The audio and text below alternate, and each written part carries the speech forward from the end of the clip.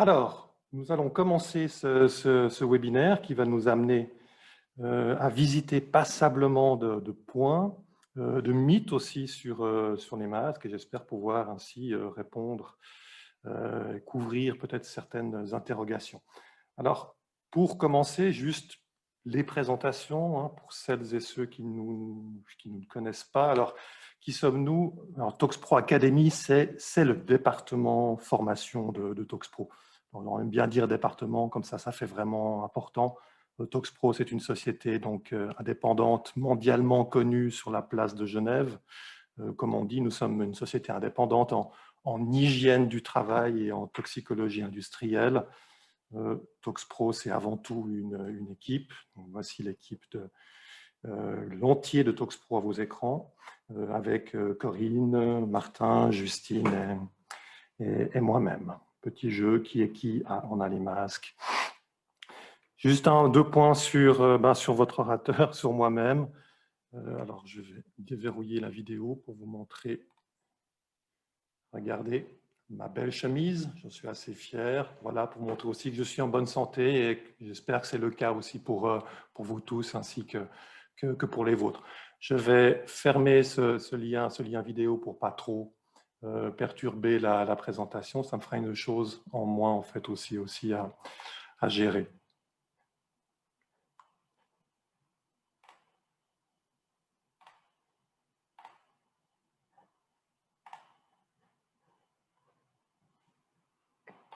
Évidemment, je me trompe de bouton.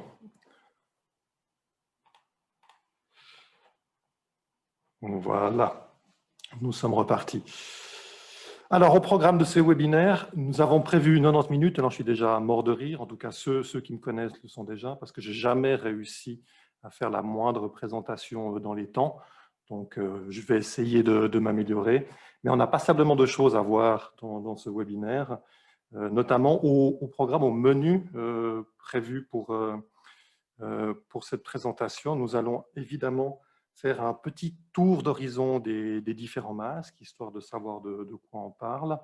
On va parler aussi un petit peu de physique, hein, de fonctionnement des masques, des médias filtrants. Qu'est-ce qu'il y a là derrière? Comment ça fonctionne? Ensuite, nous allons aussi aborder les problématiques de certification des masques, sans être vraiment très complet, parce que ça couvre plein de choses, pas forcément super intéressantes en fait d'ailleurs, mais il y a certains points qui sont quand même importants, je veux dire, à appréhender, à comprendre derrière ces problématiques de certification de masques. Nous allons aussi voir comment on teste les masques, les différentes techniques, les différentes limites aussi hein, qui sont associées au test de masques. Je vais vous proposer après une petite pause technique hein, pour refaire tous les niveaux, donc que ce soit les vidanges, remettre le niveau de caféine. Je pense qu'il y a des fumeurs aussi parmi vous. Donc, à peu près au milieu, on fera 5 minutes de pause pour pouvoir reprendre sur une discussion, une comparaison de l'efficacité des masques. Finalement, quelles sont les performances vraiment utiles dans la période que nous connaissons en termes de protection respiratoire. Et puis, pourquoi pas, nous allons aussi parler fromage, fromage suisse, donc il y a des trous, je dirais que c'est bien de l'emmental. Et j'espère que nous aurons à la fin du temps pour les différentes questions et réponses. Alors, 2 ou 3 points logistiques. Donc, l'ensemble des slides qui vous seront présentés ici vous seront envoyés sous format PDF par email à la fin de ce webinaire. Et ce webinaire est aussi enregistré et nous partagerons ensuite sur la chaîne YouTube de ToxPro l'entier en fait du webinaire. Je veux aussi partager avec vous une petite convention d'interaction. Nous sommes assez nombreux, je vous en remercie. Je ne vais donc pas pouvoir ouvrir les micros à tout le monde. Donc du coup, pour poser des questions au fur et à mesure du webinaire, que j'essaierai en fait de traiter à la fin du webinaire, vous avez accès à un petit onglet ici, questions et réponses, et je vous engage à poser les questions directement via cette plateforme. À 2 reprises aussi, je vais vous faire apparaître un sondage si je ne les oublie pas. Vous serez guidé en fait par l'application pour pouvoir répondre. Voilà. Sinon, installez-vous bien. Hein, nous en avons pour un petit moment. Suivant, vous êtes vérifié où sont les issues de secours. C'est ce qu'on fait notamment pour un début de cours. Et voilà, je pense que nous pouvons partir. Alors, quand on parle de protection, les masques de protection respiratoire, et c'est vraiment le moteur qui nous a poussé à faire ce webinaire, c'est que les masques de protection respiratoire sont une composante essentielle de la prévention des risques d'exposition à la place de travail, et c'est notre métier. Nous sommes des toxicologues industriels, nous faisons l'hygiène du travail, donc notre métier, c'est de préserver la santé à la place de travail. Et un des moyens de protection des travailleurs contre les produits chimiques, contre les gaz, mais aussi contre les dangers biologiques, ce sont les masques. Donc, on a un point de vue, d'un point de vue hygiène du travail concernant les masques. Et c'est ce point de vue-là, cet éclairage que j'aimerais partager avec vous aujourd'hui. Alors déjà, faisons un petit peu le point sur l'étendue, le spectre, la famille des masques. On en a pas mal à disposition. Ici, un petit inventaire des types de masques où on commence par la gauche, par les masques, on va dire, les plus performants, avec finalement une diminution des performances en termes de protection, jusqu'à ma droite, où là, les performances sont réduites. Donc, pour commencer, tout à droite, nous avons des masques qui sont utilisés notamment par les pompiers. Ce sont ce qu'on appelle des masques, des masques qui sont isolants. Donc, vous avez l'atmosphère respirée par le porteur du masque qui est embarqué dans une bouteille sous pression. Et donc, du coup, le porteur de masque est complètement isolé dans son environnement. Alors, si son environnement il est toxique, il aura moins de problèmes parce que l'air qu'il va devoir respirer ne sera pas extrait en fait, de cet environnement. Alors, nous avons, en diminuant encore en termes de protection, nous avons des systèmes qui ressemblent un peu à ce qui se fait avec les plongeurs. Alors, les plongeurs de l'ancien temps, où on prenait l'air en surface et puis on l'amenait en le pompant directement au niveau du plongeur sous l'eau. On a ici des systèmes qui s'appellent des systèmes à adduction d'air. Donc, on va prendre l'air dans un environnement qui est sain, propre. Si possible, on va le comprimer et puis l'amener sous pression ou au travers d'une conduite directement dans le masque, donc sous pression, le masque du travailleur. Ça, c'est typiquement des configurations qu'on retrouve dans l'industrie chimique et qu'on retrouve aussi dans des décontaminations, notamment le désamiantage et ce type d'activité. Nous avons ici une autre variante qui est un peu moins efficace où, vous voyez, on a à la ceinture un système de filtre et de ventilateur où l'air respiré est prélevé directement dans la zone de travail, mais est filtré. Donc l'air qui entre ici dans la cagoule ou dans le masque est de l'air qui est assisté, qui est poussé par le ventilateur. Mais par contre, il faut vraiment que la filtration ici fonctionne bien parce qu'on va prélever l'air dans l'environnement de travail. Donc nous sommes ici par essence dans des systèmes qu'on appelle assistés, donc avec de l'air qui est amené en surpression au niveau du masque. La catégorie dessous est une catégorie qui est très très répandue, c'est ce qu'on va plutôt appeler des masques filtrant, mais à dépression. Il n'y a pas de moteur. On va faire filtrer l'air au travers de cartouches qui sont posées directement sur le masque. Et le moteur de tout ceci, c'est la respiration. En respirant, on va mettre en dépression l'intérieur de la cavité du masque et l'air va être forcé à entrer. Si possible, on essaye par les filtres, mais aussi, malheureusement, par les différents défauts d'étanchéité qu'il peut y avoir autour du masque, notamment sur les joints ou autour du filtre, si le masque il est mal conçu. Vous avez ici une version qu'on appelle panoramique, qui couvre et qui protège l'entier du visage. Et ici, vous avez ce qu'on appelle des demi-masques, qui fonctionnent sur le même principe, qui sont moins protecteurs par essence. Ça, c'est typiquement ce qu'on va trouver dans le milieu professionnel, notamment chez les peintres en carrosserie. On peut adapter les filtres pour différentes nuisances comme les gaz, les vapeurs, les poussières. Les poussières ici vont nous intéresser. Le masque que vous avez ici est aussi un demi-masque filtrant qui va nous intéresser et qu'on va développer passablement durant cette présentation parce qu'il... alors, c'est un masque qui fonctionne donc, sur le même principe, donc aussi à des pressions. C'est un masque qu'on va considérer à usage unique, en tout cas sur la journée, parce que le média filtrant lui-même, en fait, ne peut pas être changé, c'est l'entier du masque. Et vous avez une autre catégorie de masques qui va nous intéresser aujourd'hui, qui sont des masques barrières. Alors, on va les appeler barrières parce que leur vocation est plutôt de contrôler la source d'émission qui est le porteur. Tous les masques qu'on a vus avant sont plutôt des masques de protection pour le porteur du masque, tandis que les deux derniers, dans la partie bleue, sont plutôt des masques qui ont vraiment pour but d'éviter que le porteur ne contamine la personne qui est à côté ou l'environnement. Alors, on va se focaliser surtout sur ces trois types de masques. Le premier, donc, je vous en ai parlé, c'est typiquement un masque filtrant. On va les utiliser surtout pour la protection contre les aérosols et poussières, parce que ce masque-là, dans sa configuration, ne fait pas les gaz et les vapeurs. Son application est plutôt professionnelle et on le connaît dans le grand public sous l'appellation FFP2. Alors, FFP2 correspond, on va le voir, à un niveau finalement de certification 1, 2 ou 3, 2 étant un niveau intermédiaire. Le masque du milieu est un masque donc barrière de contrôle de source plutôt, donc qui a pour but de réduire la dispersion des bioaérosols. C'est un masque qui est plutôt utilisé en milieu médical, en milieu de soins.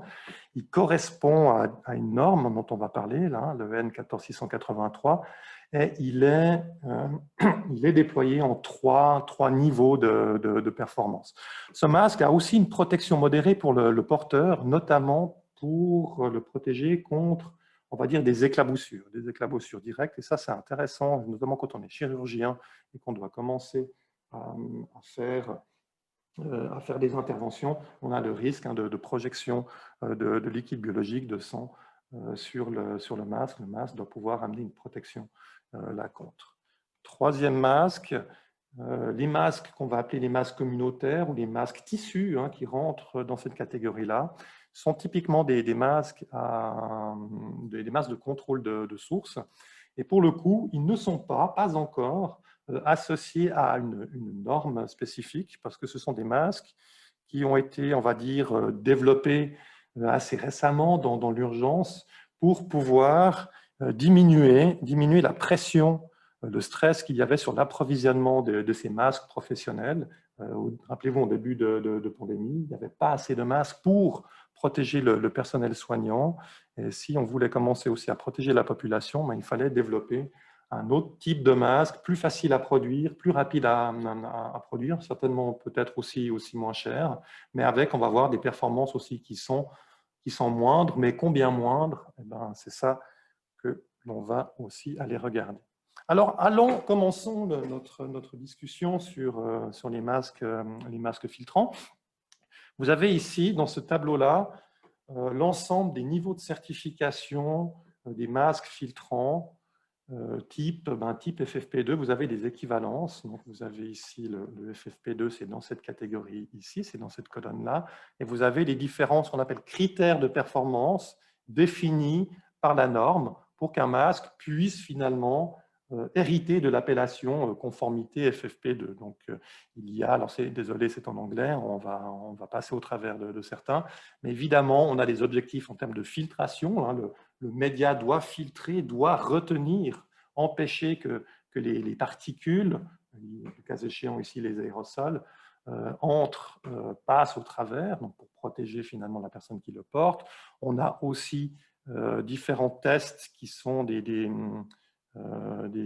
finalement des compétences du masque à ne pas être trop épais, qu'on puisse respirer au travers, et ainsi de suite, différentes autres considérations.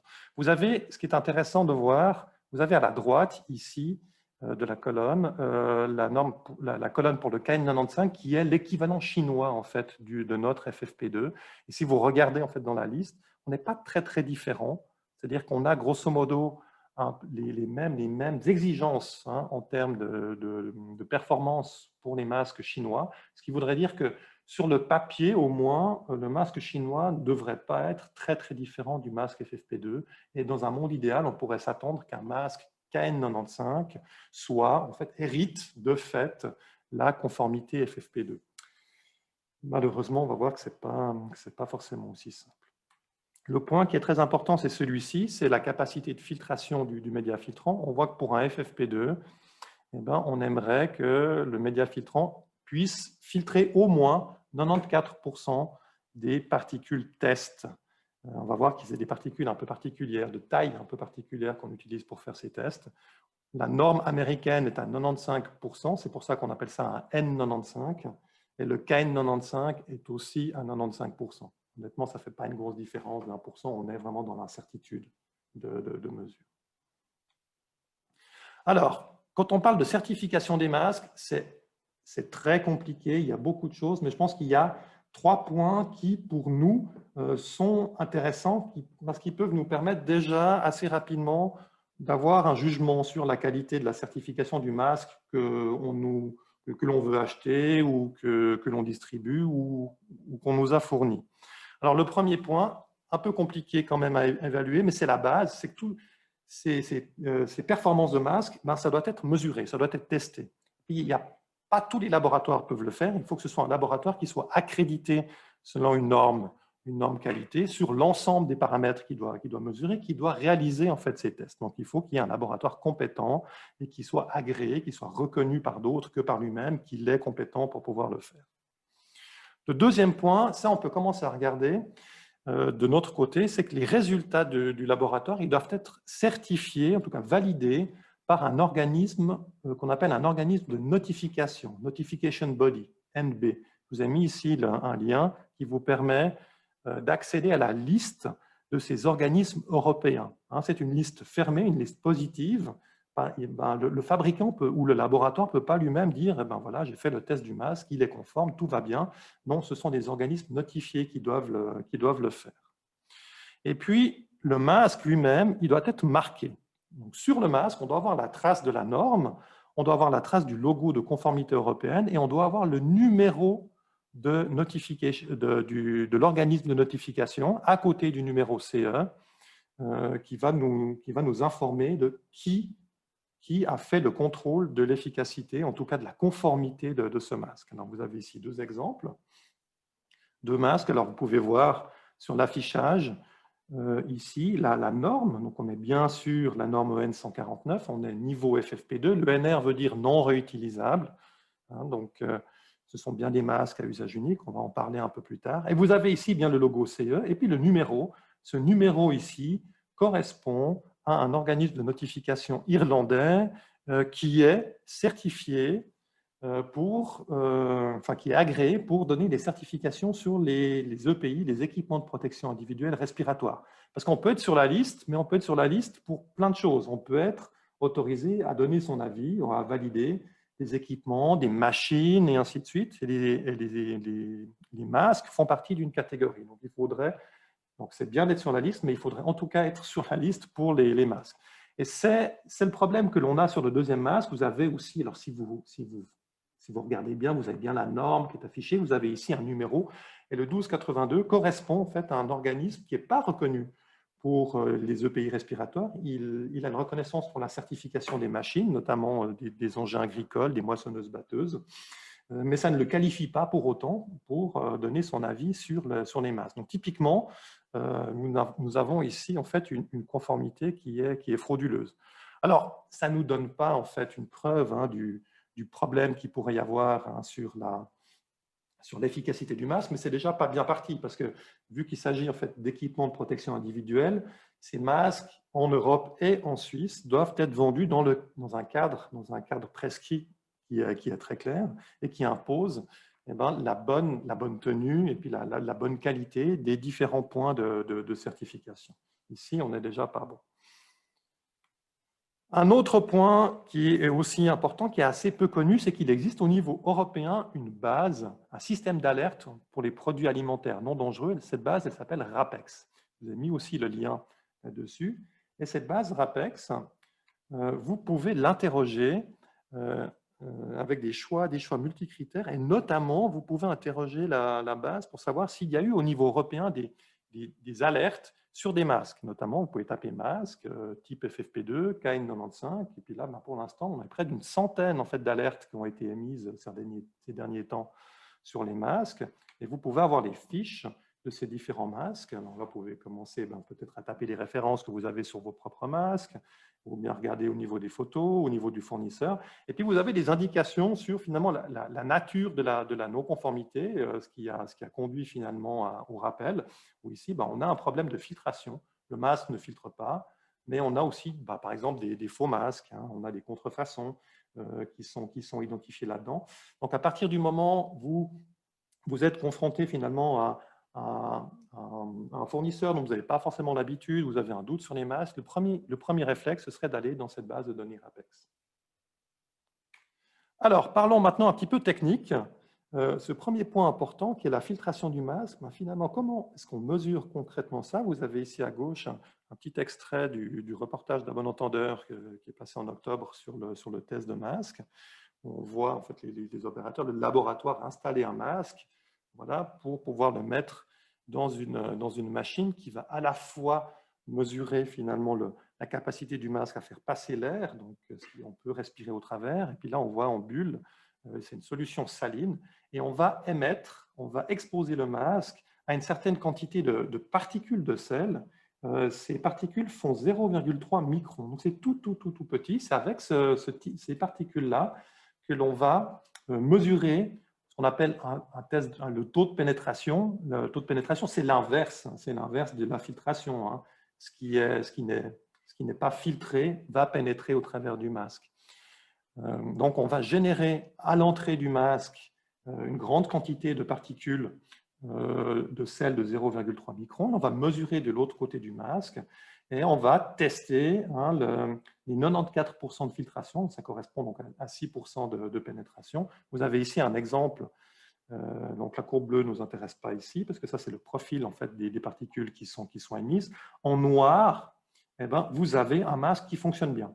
Vous avez le masque de référence, un masque FFP2, puis on voit en fait qu'il n'y a quasiment pas de dépôlement, il n'y a pas de décollage, on reste proche de zéro.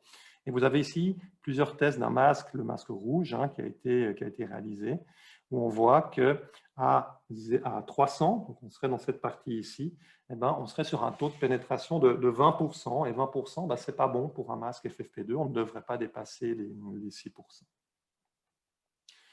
Alors, pourquoi c'est 0,3 microns? Comment fonctionne un masque? Je vous ai fait ici un petit éclaté d'un masque typique FFP2, KN95. Alors, soit vous tournez un petit peu la tête, ça vous fait un petit exercice de nuque, soit vous tournez l'écran.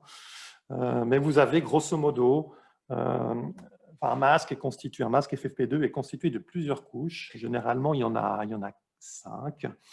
Je les ai illustrés ici en les ouvrant. Donc, en partant depuis l'intérieur, vous avez cette couche interne qui est au contact avec la peau se veut être quand même relativement agréable, parce que si c'est irritant, ça va poser un problème sur le port de masque. C'est une couche qui est faite en polyéthylène. Toutes ces couches sont faites en polyéthylène. C'est du plastique. Des fois, on parle de masques papier ou ce genre de choses, surtout pour les masques médicaux, mais on n'a pas de papier dans ces masques-là. C'est du plastique. La particularité, on va en parler souvent, c'est que ce n'est pas finalement un média qui est tissé, c'est un média non tissé. Pour différentes raisons qu'on va développer plus tard. Les couches 2 et 3 sont des couches filtrantes pour le coup, donc elles sont plus fines. On va utiliser des fibres ici plus fines, et puis c'est vraiment à ce niveau-là que va avoir lieu la filtration. On va aussi certains fabricants vont aussi rendre électrostatiques, vont mettre des charges électrostatiques dans ces filtres-là. Pour pouvoir améliorer notamment le captage des particules. Cette partie-là, on va l'appeler le melt blown dans le jargon. Melt, c'est de l'anglais, melt c'est fondu, blown c'est soufflé. C'est On va voir tout de suite après. La partie 4 ici, ça peut être une partie de pré-filtre, un filtre un peu plus grossier, et puis la partie 5 est la partie extérieure. Donc, grosso modo, vous avez toujours à peu près ces cinq niveaux. Vous pouvez en avoir certains qui vont communiquer sur le fait, oui, moi j'ai rajouté un sixième, parce que le sixième, enfin, j'ai pu mettre par exemple un charbon actif dedans, et ainsi de suite, mais grosso modo, on est toujours sur la même configuration. Alors voilà, ici, je partage avec vous en fait quelques secondes. C'est une partie un centre de production justement de ce fameux filtre fin Melt Blown, où vous voyez en fait, on va souffler des fibres fines de polyéthylène qui ont été fondues sur ici un rouleau, hein, pour pouvoir créer ce média filtrant. Donc, c'est accumulé là sur ce rouleau, c'est refroidi. Et on arrive à en faire des bobines. On va voir notamment, voilà, ici. On voit en fait que c'est comme finalement une sorte de watt, hein, mais fait en polyéthylène. C'est étiré, hein, pour des questions mécaniques. Ça va pouvoir passer au travers, voilà, de cette partie-là, où là, on va justement ajouter les charges électrostatiques, hein, sur ce niveau de filtre. Et on va ensuite pouvoir en faire différents rouleaux qui sont coupés en fait aux bonnes dimensions, pour pouvoir alimenter après les différentes chaînes de montage, hein, les différentes couches de filtres. Alors, je vous rends attentif, notamment ici, qu'on a ici deux couches. Ce sont deux couches qui sont identiques, parce que on a les fabricants vont proposer en fait ces couches de melt blown, à la fois pour faire des masques médicaux et des masques type FFP2. Là, pour le coup, on en rajoute deux. Alors, à quoi ça ressemble? Si on fait un agrandissement en microscopie électronique, voilà, cet entre-là de fibres, hein, de polyéthylène. Ça ressemble vraiment à une sorte de forêt, hein, de fibres, de taille un peu différente. Ça, c'est le média filtrant. C'est au travers de ça que finalement, on va faire passer l'air avec les particules, hein, pour pouvoir faire notre filtration. Alors, je vous fais ici un petit schéma. Vous avez ici, à la même échelle, vous avez le média filtrant. Vous avez ici, à la même échelle, le diamètre d'un cheveu européen moyen. Et puis ici, vous avez la taille des gouttelettes, hein, des aérosols qu'on va émettre quand on parle, quand on respire. Ces aérosols que l'on émet font entre 5 et 10 microns. Donc, regardez par rapport à la taille des différentes fibres, hein, qui sont là, surtout l'espace qu'il peut y avoir entre les fibres. Là, on voit que on est passablement plus grand. Donc, ces gouttelettes peuvent facilement finalement être prises, filtrées, hein, sur ce média filtrant. Maintenant, regardez, le coronavirus, ici, fait à peu près 120 nanomètres. C'est le petit point rouge que vous avez ici. Je ne sais pas si vous le voyez. Peut-être que là, comme ça, vous le voyez un petit peu mieux. Vous voyez que là, il est relativement petit, hein, comparé aux gouttelettes. Et puis la question qui se pose là-dedans, et c'est la question que je vous pose, c'est est-ce que finalement, le média filtrant, ici, il est capable de filtrer les aérosols qui font 100 nanomètres. Alors, excusez-moi, une petite faute, hein, dans la question ici. Mais le principe, il est là. Je vous laisse répondre. Donc, par rapport à ce que vous voyez, par rapport à ce que vous comprenez du média filtrant, on voit une tendance. Alors, je vais laisser encore une vingtaine de secondes.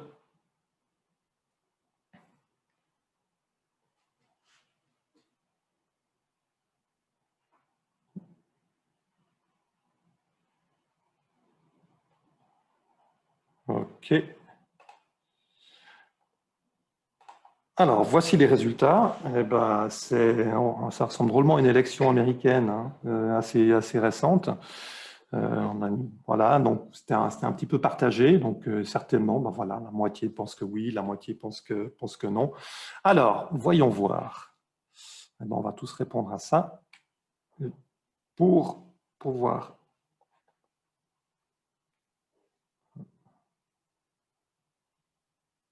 Voilà.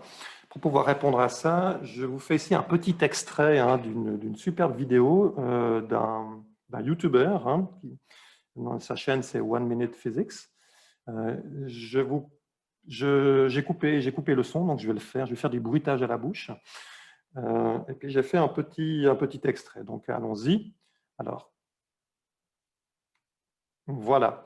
Donc, un masque, est-ce que ça fonctionne comme une passoire? Donc, si on a un système de passoire, finalement, les particules qui sont plus petites que les espaces entre, les trous, si elles sont plus petites, vont pouvoir passer et les plus grandes vont être maintenues en surface.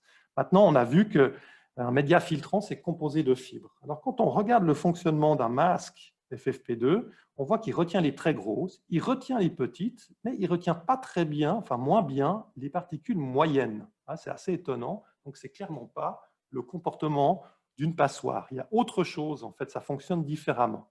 Alors, la chose qui est importante à comprendre, c'est que les particules qui vont, quelles qu'elles soient, qui vont entrer en contact avec une fibre, vont rester quelque part collées dessus.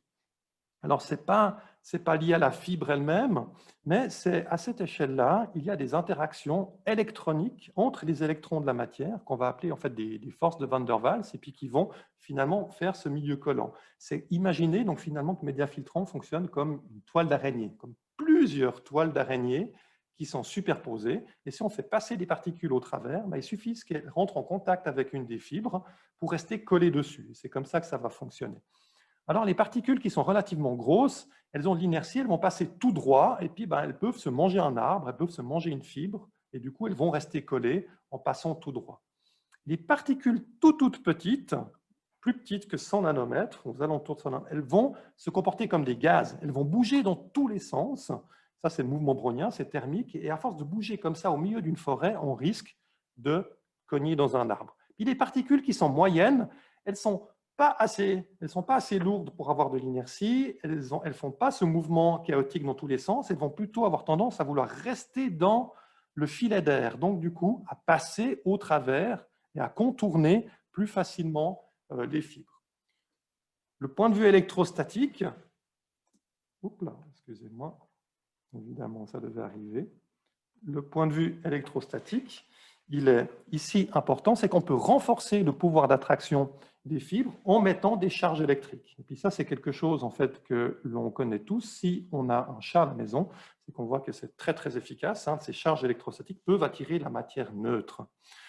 Alors, c'est grosso modo le fonctionnement des masques FFP2. Donc, vous avez le fait que les fibres, les particules vont rester collées, que les particules lourdes vont passer au travers, donc vont aller finalement c'est un peu rapide, vont aller se connecter, si elles entrent en contact avec une fibre, elles vont rester collées évidemment, elles vont avoir tendance à se manger directement une fibre en passant tout droit.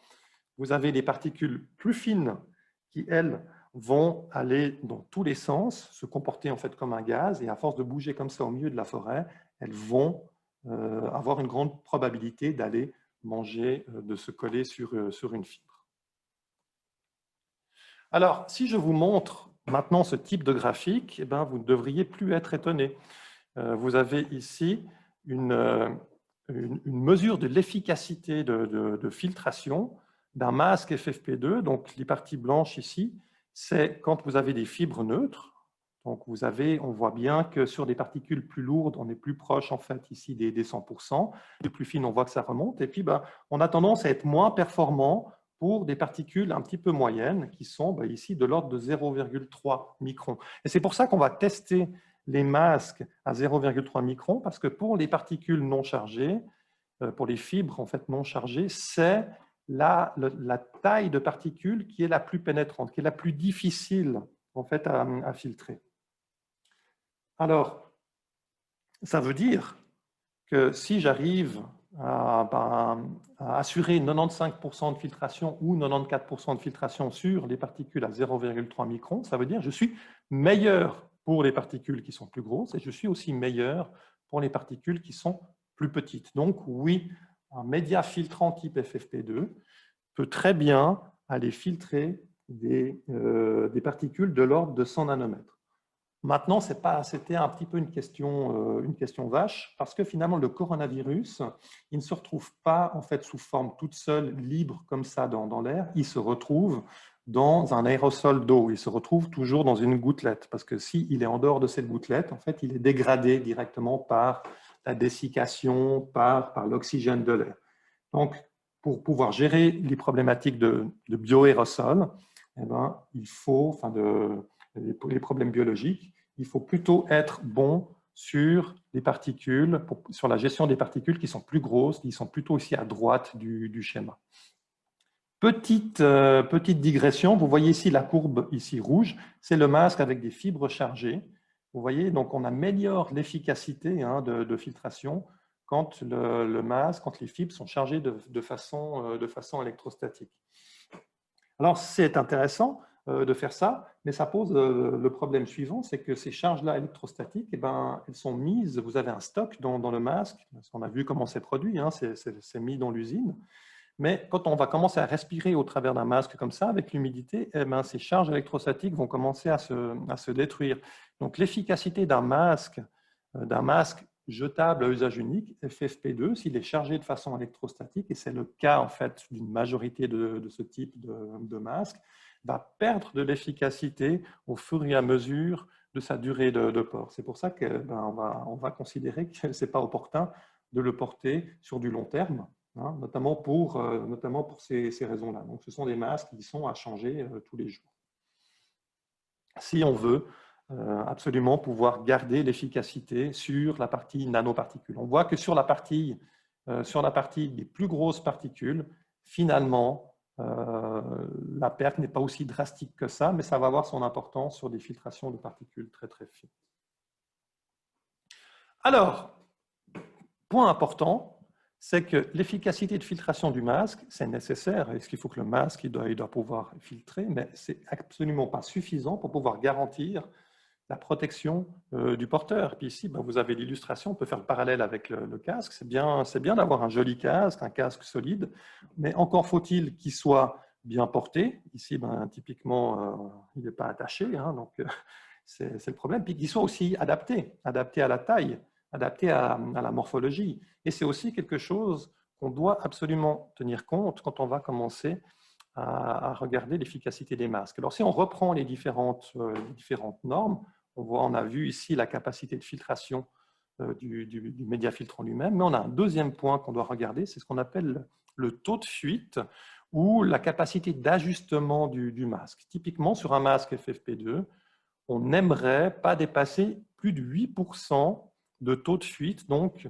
quand on porte le masque, il ne devrait pas y avoir trop d'air qui passe par les défauts, par les fuites qu'il pourrait y avoir à l'interface entre le masque et puis la personne qui la porte. Puis là, vous voyez que ça se fait sur une moyenne arithmétique, donc on va le faire sur plusieurs personnes pour faire ces mesures d'ajustement. Alors, comment ça se fait? Vous avez ici une petite illustration, comment on va mesurer concrètement un taux de fuite sur des masques FFP2. Vous avez ici quelqu'un qui porte, alors ici ce n'est pas un masque FFP2 pour le coup, mais ça marche aussi, c'est un demi-masque filtrant, mais le principe reste tout à fait le même. Là, on va mettre la personne en fait, dans un environnement avec un polluant extérieur. Là, généralement, on va utiliser des nanoparticules parce qu'elles se comportent aussi comme les gaz, et ces nanoparticules sont naturellement présentes à cause de la pollution atmosphérique, donc c'est assez pratique. Donc on peut aller mesurer à l'extérieur du masque la concentration du polluant, on peut mesurer la concentration de ce polluant à l'intérieur du masque, et puis le simple rapport de ces deux concentrations va nous faire un rapport de protection, qu'on va appeler un fit factor en anglais, ou un rapport, un taux d'adéquation. Et on ne va pas juste le faire comme ça, on va faire ces tests-là dans différentes configurations, on va faire des exercices à la personne qui porte le masque, pour stresser le masque dans des situations diverses qui vont être représentatives du stress naturel qu'on peut avoir sur le masque. On va respirer dans un masque, plus ou moins fortement, on va bouger la tête et ainsi de suite. Puis on va pondérer finalement tous ces résultats-là pour aller calculer un taux de fuite global. Donc ce taux de fuite, ce sera le taux de fuite du couple, cette personne avec son masque. Et puis, on va devoir le faire à plusieurs reprises sur plusieurs personnes pour aller évaluer comment le masque peut être adapté sur plusieurs personnes. Alors, ici, un déroulement concret de ce qu'on appelle un test quantitatif d'ajustement. En anglais, c'est pardon, c'est pas le qualitatif, mais ici, c'est le quantitatif, c'est une erreur. Quantitative fit testing. C'est la séquence, le tuto de Juju.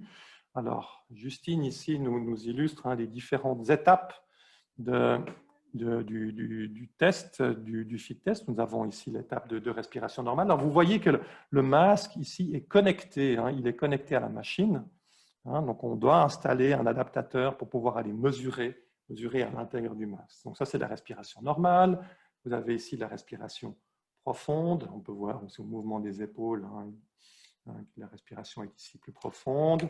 Vous avez ici un autre test. Donc, on va cumuler, on va passer en série ces différents tests, gauche-droite, au bas.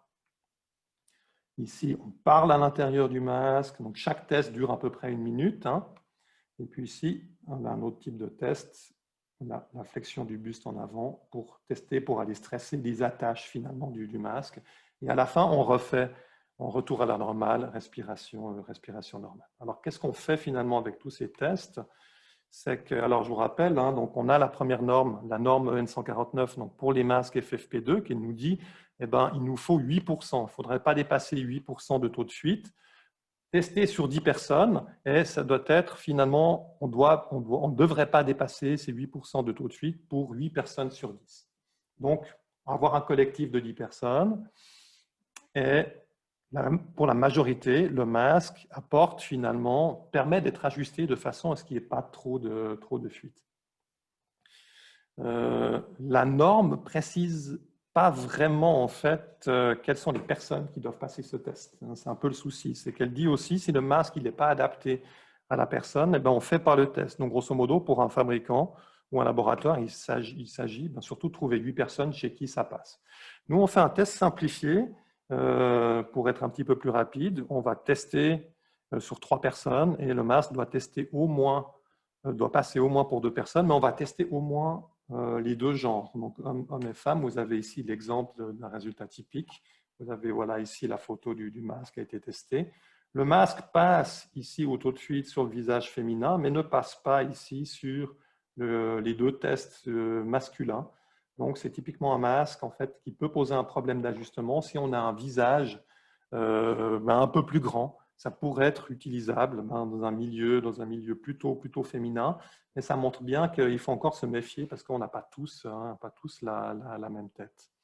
Donc ça montre bien qu'il est important, dès qu'on est avec un masque filtrant, de s'assurer que le masque, ok, il fonctionne au niveau du média filtrant, mais il fonctionne sur moi, il fonctionne sur ma morphologie. Ce n'est pas toujours le cas. Alors, j'ai une autre petite question pour vous, parce qu'on parle ici de masque filtrant, et puis vous savez qu'il y a une polémique sur le potentiel manque d'oxygène quand on porte longtemps finalement un masque. Donc, certains disent que le masque fait perdre 20% d'oxygène dans le sang et acidifie aussi le sang parce qu'on va respirer son propre CO2. Donc ça, c'est des choses en fait qui se disent. Et puis, donc du coup, moi, je vais...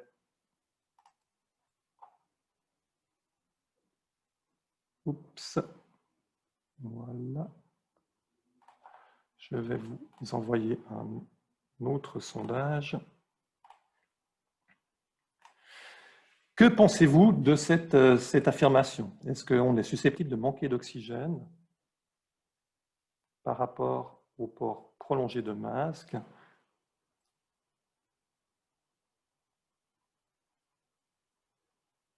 Là, on va pouvoir se permettre d'être un petit peu plus rapide. Je vous laisse encore 5-6 secondes.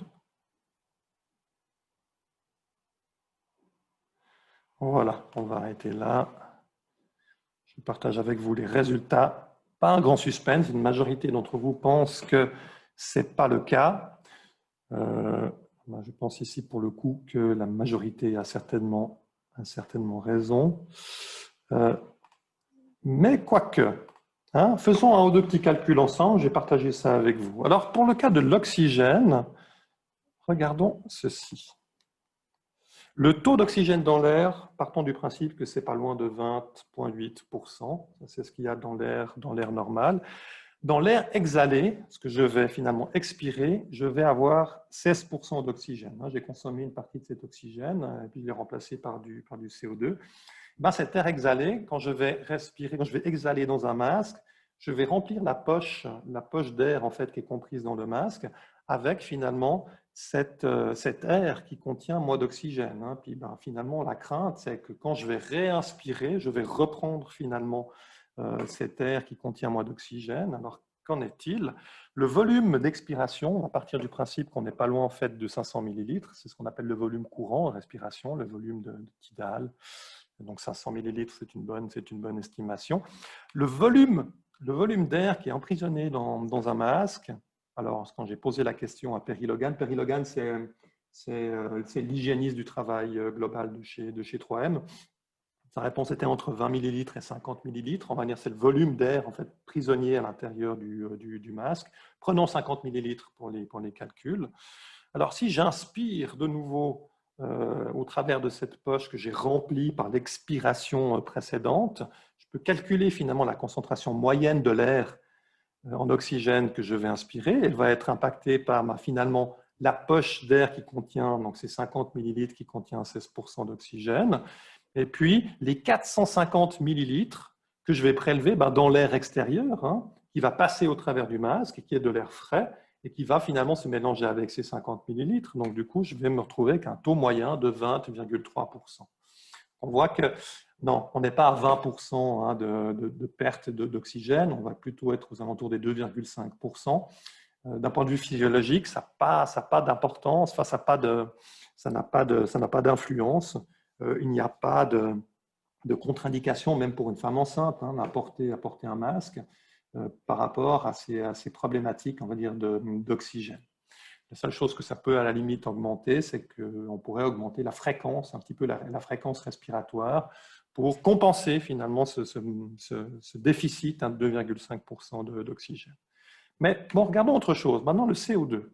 Donc, quand j'expire en fait du CO2, j'expire avec, dans mon air, j'ai 4% de CO2.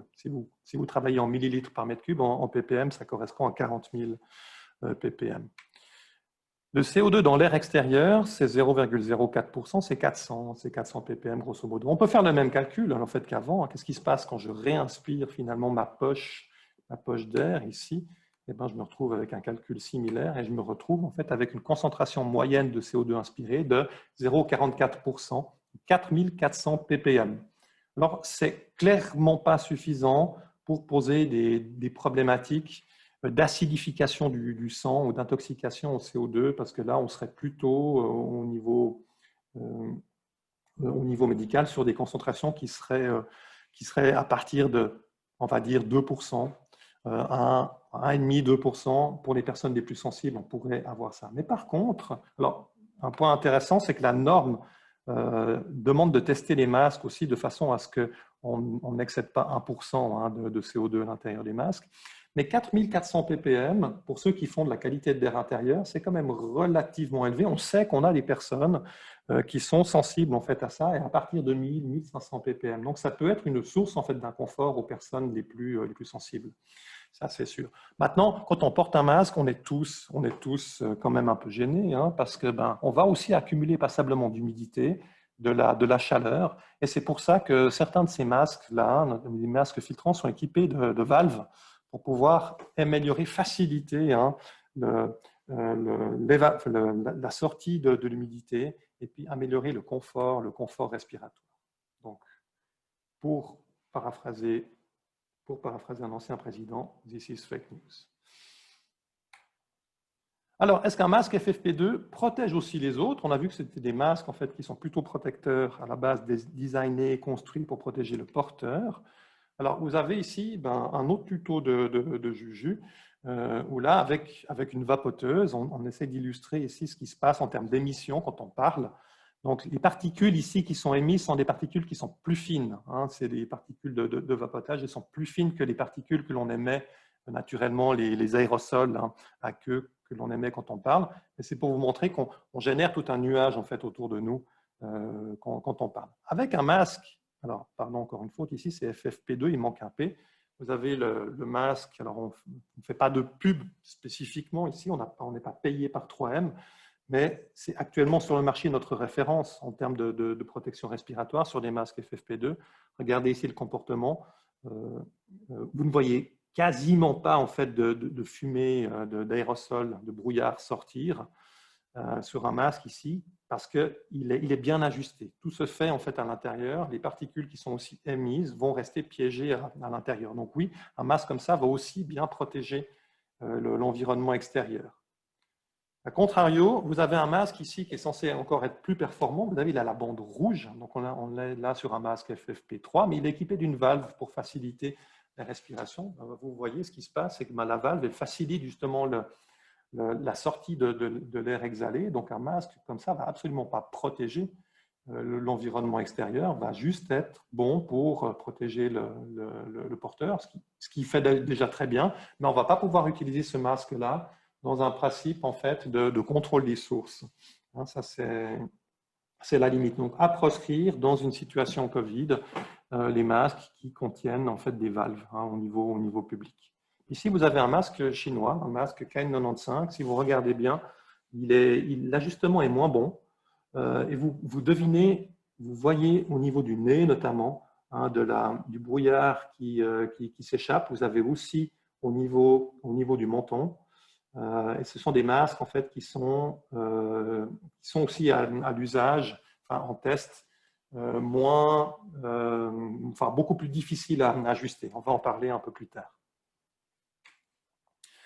Alors, juste un point, c'est que pendant la première partie, pendant cette première vague, on va dire courant avril, à partir du mois d'avril, Unisanté à Lausanne et Toxpro, nous nous sommes associés pour monter une antenne de contrôle des masques respiratoires, notamment les masques à l'adresse du personnel infirmier, du personnel médical, parce que le problème, c'est qu'on s'est retrouvé assez rapidement avec l'arrivée sur le marché de plein d'importations parallèles avec des masques qui n'étaient pas forcément testés, des masques dont on n'avait pas vraiment de référence, on n'avait pas non plus d'expérience. Donc, plein de masques provenant de Chine, alors que avant, on se baladait plutôt avec des masques de fabrication américaine ou de fabrication européenne, avec finalement des modes de fabrication qui étaient quand même un petit peu différents. Donc, ça nous a bien occupés, c'est ce qui nous a permis aussi finalement de prendre un peu de compétences et d'expertise, notamment sur ces problématiques de masques. Alors, l'ensemble des résultats d'analyse que l'on a collectés entre Unisanté et Toxpro, associés aussi au laboratoire de Spitz, mais là, on va partager avec vous que la partie Unisanté et Toxpro. Donc, ces résultats-là font l'objet d'une publication. Et au niveau des tests, donc, nous n'avons pas été regarder la conformité, on va dire, réglementaire, standard des certificats. Nous avons été regarder l'efficacité technique des masques. Donc, on a d'abord Unisanté à regarder les masques en termes de pénétration. Donc, ils ont fait des tests sur les masques FFP2, donc avec les particules de 0,3%. Puis, on voit que finalement, on se retrouve avec plus d'un tiers des masques pour lesquels ce n'est pas terrible. Donc, ces masques-là, quelque part, on met déjà une alerte dessus et on considère qu'ils ne remplissent pas leur objectif d'un point de vue normatif. Sur les 67% qui passent conformément à la norme, on a été tester leur ajustement. Donc là, ces masques-là passent chez nous, on teste l'ajustement, puis voilà les résultats. Donc sur ces 67%, on en a grosso modo 60% sur lesquels on ne peut pas assurer un ajustement adéquat. C'est-à-dire que les masques ne fitent pas aux gens, n'arrivent pas en fait, à assurer que même si le masque il filtre, on puisse le mettre de manière adéquate sur la personne. Donc, ça veut dire, si on fait le total de tout ceci, ça veut dire qu'on a plus de la moitié des masques qui étaient proposés sur le marché, qu'on a testé. Plus de la moitié ne répondent pas aux objectifs en termes de protection. Alors, il y en a d'autres qui ont fait aussi des évaluations similaires. Vous avez ici une évaluation qui a été faite par la SUVA, aussi sur des masques FFP2. Donc, c'était une évaluation qui était indépendante. où ils arrivent finalement à des conclusions qui sont assez similaires. Eux, c'est à 60% des masques en fait, qui ne répondent pas aussi donc, sur les mêmes critères de filtration et puis de tests d'adéquation.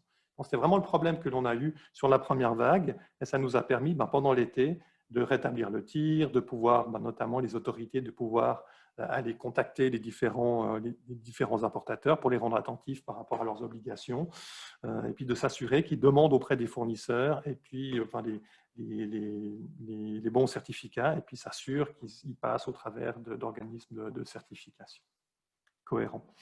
Alors, voilà. Pourquoi finalement, évidemment, c'est posé la question, on avait de telles différences de performance entre les masques qui étaient tous finalement censés répondre aux mêmes objectifs, en tout cas aux mêmes exigences. Rappelez-vous du tableau, où finalement, sur le papier, les performances d'un point de vue chinoise, en fait, ne sont pas différentes des européennes. Donc, on devrait pouvoir hériter de cette double conformité. Puis, on voit que ça ne marche pas très, très bien, notamment les masques. On a eu beaucoup de problèmes avec les masques KN95, donc les masques référentiels chinois. Alors, pour illustrer ça, voici ici typiquement les taux de fuite mesurés donc, sur des masques. Alors, on revient avec ici le masque 3M Aura. Alors, ce n'est pas de la publicité, mais clairement, honnêtement, à ce stade-là, c'est à peu près le seul masque FFP2 sur lequel je pourrais m'aventurer à conseiller. On a des très, très bons tests en fait, sur l'ajustement. C'est un masque en fait, qui est très flexible à l'ajustement. Et on arrive à des bons résultats avec ce masque-là, contrairement à ces masques de construction, construction ici plus verticale, avec des taux de fuite mesurés vraiment dans tout ordre de grandeur. Pour rappel, on aimerait avoir, pas dépasser les 8%. Et on voit que si on sait bien faire, il est possible de descendre de manière significative en dessous de ces 8%. Et dans ces masques-là, c'est un petit peu plus difficile. Alors, qu'est-ce qu'il y a là derrière? Il y a quelques points en fait, qui nous ont sauté aux yeux. Alors, le premier, c'est celui-ci, c'est que finalement, les masques, vous avez remarqué, seulement quelques fabricants commencent maintenant à proposer des masques avec des tailles différentes, mais c'est une taille unique, parce que c'est évident, on a tous le même visage. Comme on a tous le même visage, on peut avoir en fait un masque unique. C'est une aberration, c'est tellement une aberration que quand on veut acheter des chaussures, ça nous paraîtrait quand même incongru en fait, d'avoir un projet de dire je vais chausser toute la planète avec la taille 43. Ça ne va pas marcher en fait, pour tout le monde. Alors pourquoi est-ce qu'on le fait pour les masques? Quelles sont vraiment ces différences que l'on a d'un point de vue morphologie du visage? Déjà, il y a le genre, c'est-à-dire qu'il y a des hommes, il y a des femmes, on sait que les visages ont des morphologies qui sont assez différentes. Il y a aussi des différences qui sont ethniques. Il y a différentes d'ailleurs. Je vous ai mis ici un petit extrait d'une publication qui s'est intéressée aux différences qu'il pouvait y avoir de morphologie entre différentes ethnies, mais aussi entre les genres. Quand je discutais avec un ami chinois, il me disait que pour eux, en fait, les Européens, ce sont des hiboux avec un nez super long, des longs nez, en fait. Donc, on voit bien qu'il y a des différences de morphologie assez marquées, notamment autour du nez.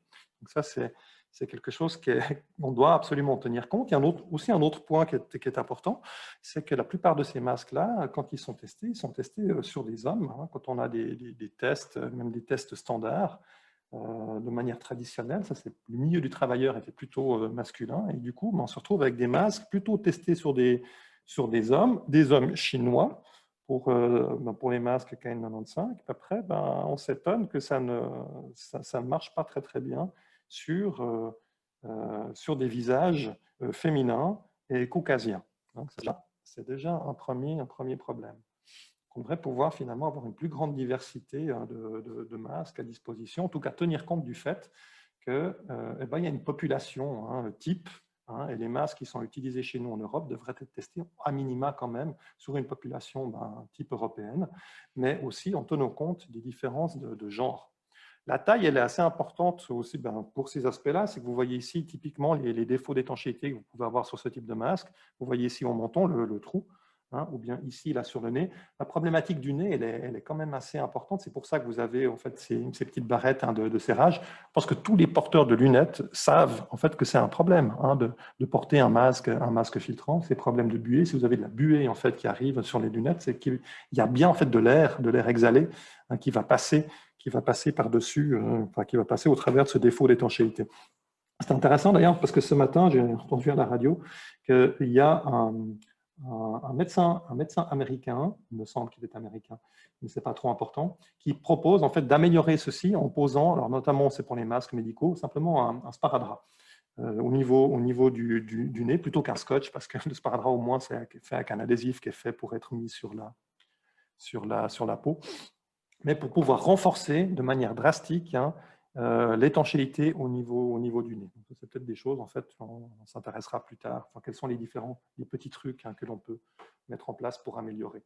Un point qui nous a étonné aussi, c'est que quand sont arrivés ces premiers masques chinois, nous, notre référentiel, c'était plutôt en fait des masques de ce style-là, donc avec des attaches qu'on appelle en tour de tête. Hein, ça, c'était un petit peu notre référentiel. Et les masques chinois viennent quasiment tous avec des systèmes tour d'oreille, ear loop. Force est de constater que ces systèmes-là n'est pas aussi performant en termes d'ajustement et de serrage, de positionnement du masque. Il permet finalement une moins grande tension au niveau du masque pour le serrage. Si vous mettez trop de tension là-dedans, ben, vous le savez tout de suite, hein, vous souffrez bien au niveau des oreilles. C'est d'ailleurs en fait une des problématiques de confort de ce type de masque-là. Ces systèmes d'attache-là sont intrinsèquement en fait, moins fiables qu'un système en tour de tête. Et bien, un autre point qui est important aussi, regardez ce masque-là, donc le masque de référence que l'on a, il a ce qu'on appelle une construction, ici un problème de mise en page, une construction, on va dire, horizontale. C'est comme une sorte de portefeuille qui va s'ouvrir. Hein. On voit qu'il a une partie qui va s'ouvrir, qui va s'occuper en fait de faire l'étanchéité sur la partie en haut, et puis une étanchéité une partie qui va s'ouvrir, se déployer pour faire la partie du menton, et que finalement, on a, au travers de cette construction-là, une bonne couverture du visage. Sur un masque KN95, on a une construction en fait, qui est verticale. Vous voyez en fait, ces deux demi-coques en fait, qui sont soudées comme ceci, et le masque a une rigidité au niveau vertical. Vous ne pouvez pas déformer facilement le masque dans sa partie verticale, chose que vous pouvez faire sur un masque comme ceci. Et ça pose un problème parce que notamment quand on parle, on va ouvrir la mâchoire, donc le mouvement, ici il va y avoir un stresseur assez fort, mais on le voit très bien quand on fait les tests d'ajustement, c'est un stresseur très important sur les masques. Il faut que le masque puisse se déformer sans rompre son étanchéité. Donc pour ça, il faut qu'il ait un peu de marge. Et une construction comme ceci, ou en bec de canard, hein, qui sont typiques des masques de fabrication française, permettent cet ajustement, cette déformation, à contrario, chose que ne permet pas un masque avec une construction verticale, avec un point dur finalement, avec une sorte d'arête dorsale ici, qui va rigidifier le masque dans sa verticalité. Alors, passons maintenant aux masques médicaux. Ces masques de contrôle finalement de contrôle des émissions. Alors, de manière un peu plus rapide, parce qu'on a déjà vu passablement de notions, on va en hériter certaines sur le fonctionnement de ces masques-là. Ici, vous avez la construction typique d'un masque médical, est plutôt en 3 couches. Vous avez cette couche, la couche externe ici, la couche généralement qui est colorée, c'est aussi du polyéthylène non tissé. Et là, on se retrouve avec une couche qui est quelque part fabriquée pour être hydrophobe, pour pouvoir finalement assurer un semblant de protection aux éclaboussures provenant de l'extérieur. Alors ça va être le cas typiquement d'une catégorie de masques qu'on a appelé 2R. On va en parler un petit peu après. C'est les masques plutôt, on va dire, chirurgicaux qui sont vraiment testés pour cette capacité-là. Mais finalement, tous les masques médicaux ont ce système de code couleur pour pouvoir vous dire, ça c'est la partie extérieure, c'est la partie finalement qui est traitée hydrophobe. Vous avez notre fameux meltblown, donc notre partie filtrante, qui est grosso modo la même que celle que l'on a vue avant sur le FFP2, qui est au milieu, puis qui va assurer finalement la filtration dans un sens et dans l'autre des aérosols. Et puis, vous avez la couche ici interne qui a pour but d'apporter quand même un certain confort au niveau de la peau. Donc, on va se retrouver avec des fibres qui sont un peu plus, qui sont quand même plus larges, qui sont plus confortables finalement qu'un système ici qui serait directement mis sur la peau. Donc c'est vraiment une couche filtrante qui est emprisonnée finalement entre deux couches extérieures. Alors, le petit problème que l'on a aussi avec ces masques-là, vous voyez ici, c'est que on en voit beaucoup de différentes couleurs, mais ils se ressemblent tous, mais en fait, ils sont assez différents. Et puis, sur cette petite illustration ici, vous avez 5 masques. Ces 5 masques qui correspondent à une norme. Alors, ces trois-là, les 3 premiers correspondent à la même norme, mais à des niveaux en fait d'efficacité différents. Vous avez un niveau 1, un niveau 2, un niveau 2, 3. Puis les deux derrière ici sont des masques en fait, qui correspondent à des normes chinoises de protection, on va dire plutôt environnementale. Donc, pour les gens protégés contre les PM2,5, donc les particules extérieures, la pollution urbaine pour les cyclistes et ainsi de suite. Mais si vous regardez visuellement, vous n'avez pas en fait, de marquage en fait, dessus. Vous ne pouvez pas savoir, simplement en regardant un masque comme ça, de quelle catégorie il est. Alors, allons regarder ça un petit peu plus loin, notamment au niveau des performances. Si je prends les normes purement médicales, donc les masques 14683, ils correspondent à 3 types. Type 1, type 2, type 2R. Alors, il y a un point qui est important, c'est que il s'agit non pas ici de faire appel à un organisme extérieur de notification, mais c'est une déclaration en fait, du fabricant. C'est une déclaration de conformité du fabricant. Donc, vous devez déjà faire confiance. Et puis, le marquage de la norme, de la conformité européenne ne se fait pas sur le masque. C'est ce qu'on a vu sur la petite vidéo avant, mais elle se fait en fait sur la boîte. Donc, vous devez avoir ces marques-là sur la boîte. Alors, vous avez ici un taux, grosso modo, vous avez 3 points importants en termes d'efficacité. Le premier, c'est l'efficacité de filtration bactérienne. Vous voyez ici du 98%. Ah non, oui, 98%, ce serait donc plus haut qu'un masque FFP2. Eh bien non, parce qu'on ne mesure pas pareil. C'est-à-dire que là, ici, on va non pas tester des masques avec des particules de 0,3 microns, mais on va générer un aérosol à queue de 3 microns, spécifiquement 3 microns, qui contient en fait des bactéries en fait, dedans. Et puis, on va aller compter ces bactéries qui auraient passé en fait, au travers du masque. Donc, on va tester ces masques médicaux de manière complètement différente. Parce que là, l'objectif, c'est une protection, un contrôle de la source d'un point de vue aérobiologique. On n'est pas sur des masques qui vont protéger contre des particules qui sont très, très fines. On va tester ce qu'on appelle la pression différentielle. C'est la résistance à la respiration. Donc, on doit quand même pouvoir respirer de manière relativement simple au travers de ce masque-là. Et puis, vous avez ici le type 2R, uniquement pour lui. On va aller faire une mesure de résistance aux projections. C'est ce qu'on appelle un splash test. Regardez, voilà ici le test. On va projeter dessus, en fait, du faux sang et on va regarder si le faux sang passe à travers le masque. Donc, le premier masque, il a passé. Et puis ici, vous avez un deuxième masque, un masque tissu, puis vous voyez, en fait, que ça diffuse directement au travers du masque. Je vous la repasse. Donc, voilà, ce splash test, il est fait, en fait, pour les masques médicaux de l'extérieur pour protéger l'intérieur, donc le porteur, et typiquement, lors des interventions chirurgicales, c'est ce que je vous disais, là, c'est la partie de protection du porteur. Mais pour le reste, il s'agit plutôt d'aller protéger l'environnement, donc le patient, de ce que pourrait être émis par le porteur du masque. Alors, si on compare les efficacités, vous vous rappelez ici, donc ici vous êtes sur le masque FFP2, donc les efficacités, parce que je vous rends juste attentif au fait qu'on a, pour les masques médicaux, on va regarder un taux de fuite. Enfin, on va justement pas regarder le taux de fuite, on va regarder la filtration, mais on ne va pas regarder le taux de fuite. On n'a pas un test d'ajustement qui est demandé, parce que ce masque n'a pas pour vocation de protéger le porteur directement des aérosols. Alors, si on compare les efficacités, évidemment, ça se ressent, c'est-à-dire que si on fait les mêmes tests, on voit vu qu'on n'a pas de critères vraiment d'ajustement, on va tolérer un ajustement qui n'est pas bon. Et on voit que ça se ressent en termes de contrôle finalement de l'émission. Ici, donc des particules qui sont ici très fines, ici on est de l'ordre du micron, le micron est plus petit. On voit qu'on va sortir par les défauts d'étanchéité et d'ajustement, donc sur les joues, sur sur le menton et sur le nez.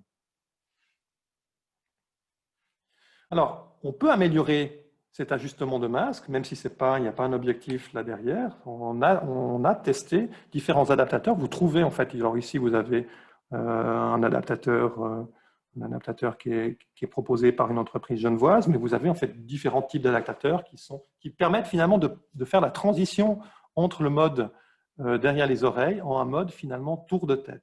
Quand on regarde finalement l'efficacité sur l'ajustement, sur le taux de fit de ce type d'adaptateur, c'est assez intéressant.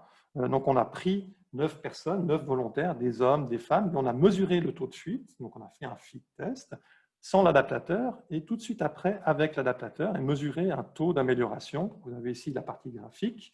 Donc, sans adaptateur, on se retrouve à 40% de taux de fuite en moyenne.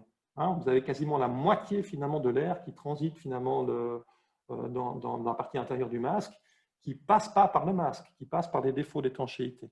Puis sans l'adaptateur, eh ben, on se retrouve avec une amélioration significative. Donc là, on était sur un facteur quasiment de 3 d'amélioration. Et pour certaines personnes, on a pu quasiment même transformer le masque médical en un équivalent FFP2 selon la norme. Bon, ça, c'était un peu une exception, mais en tout cas, il y a eu une amélioration positive, une amélioration donc pour chaque cas, en tout cas pour chaque volontaire.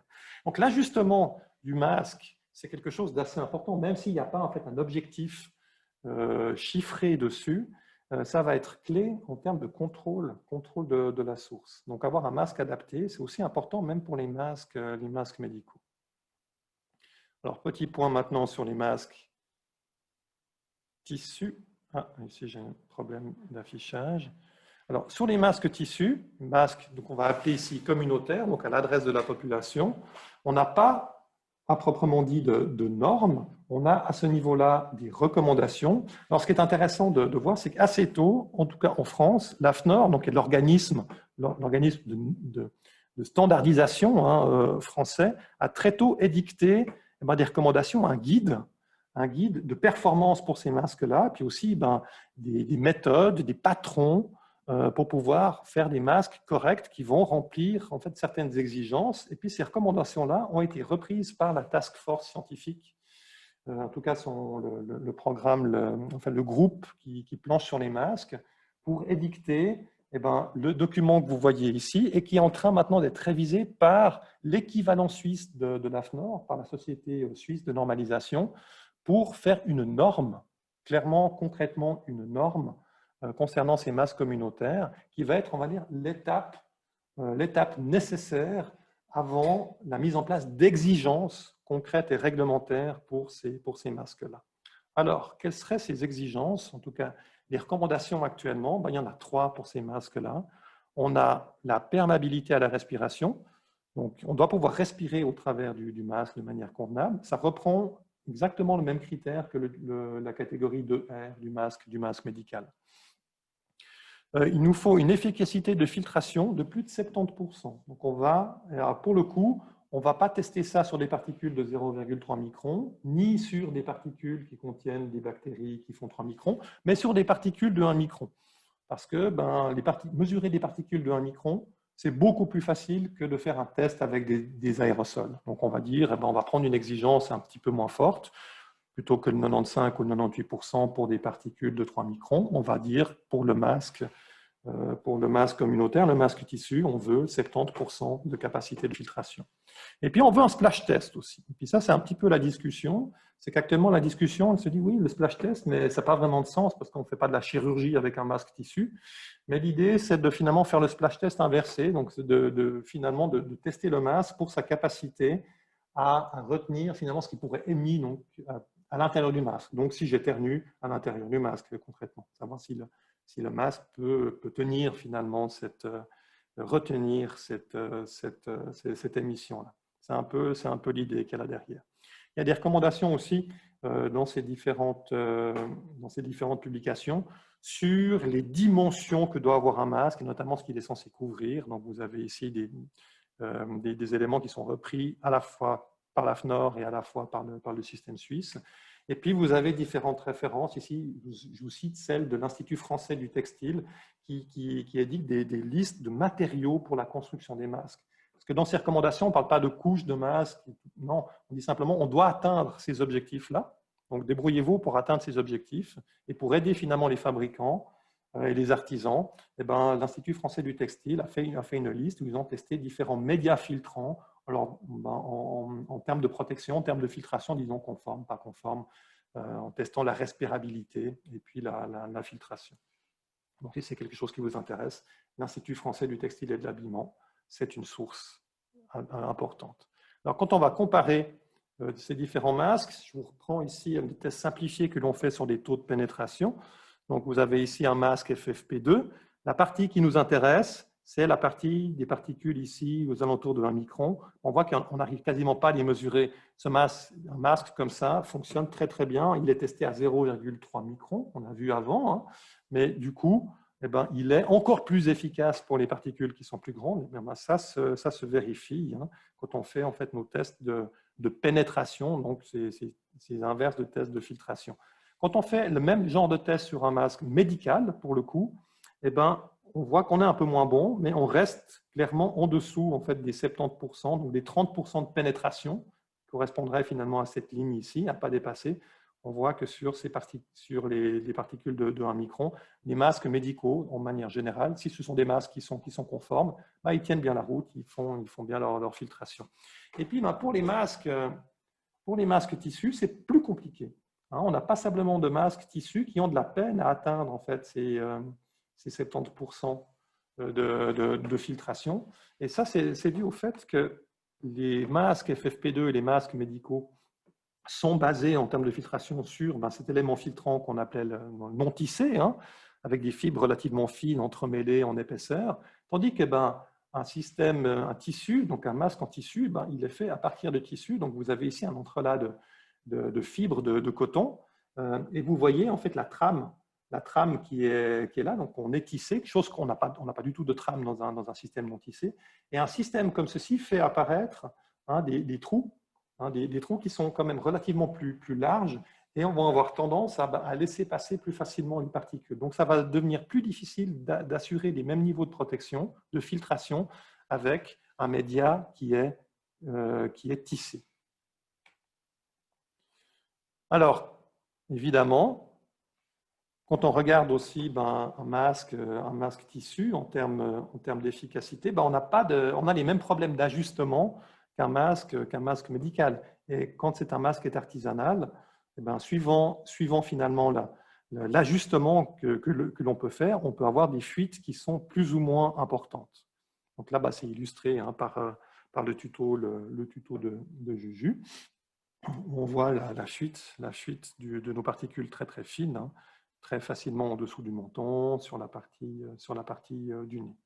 Donc, est-ce que pour autant, ça veut dire que finalement, ces masques ne servent à rien? Parce qu'on voit que ça peut sortir en fait de part et d'autre. Ça, c'est la vraie question. On va essayer d'y répondre. Parce que c'est une question qui est récurrente. Hein. On voit dans la presse, dans les médias. On pose plein de questions. Hein. Il y a plein de masques peuvent être inefficaces. Les tests montrent en fait, qu'il y a des grosses failles sur les masques anti-Covid. Donc, du coup, ça peut amener vraiment la question hein, de l'efficacité de ces masques, de la pertinence. Est-ce qu'il faut absolument faire quelque chose ou est-ce qu'il faut finalement pas se baser sur les masques pour pouvoir mettre en place en fait, des mesures, différentes mesures de contrôle. Vous voyez ici, c'est un extrait aussi hein, de l'émission à bon entendeur. Vous avez ici les tests. Alors, c'est des tests on a fait des tests communautaires, mais aussi sur des masques ici médicaux. Hein, c'est ceux qui sont ici en bleu. Et là, vous avez des masques en tissu.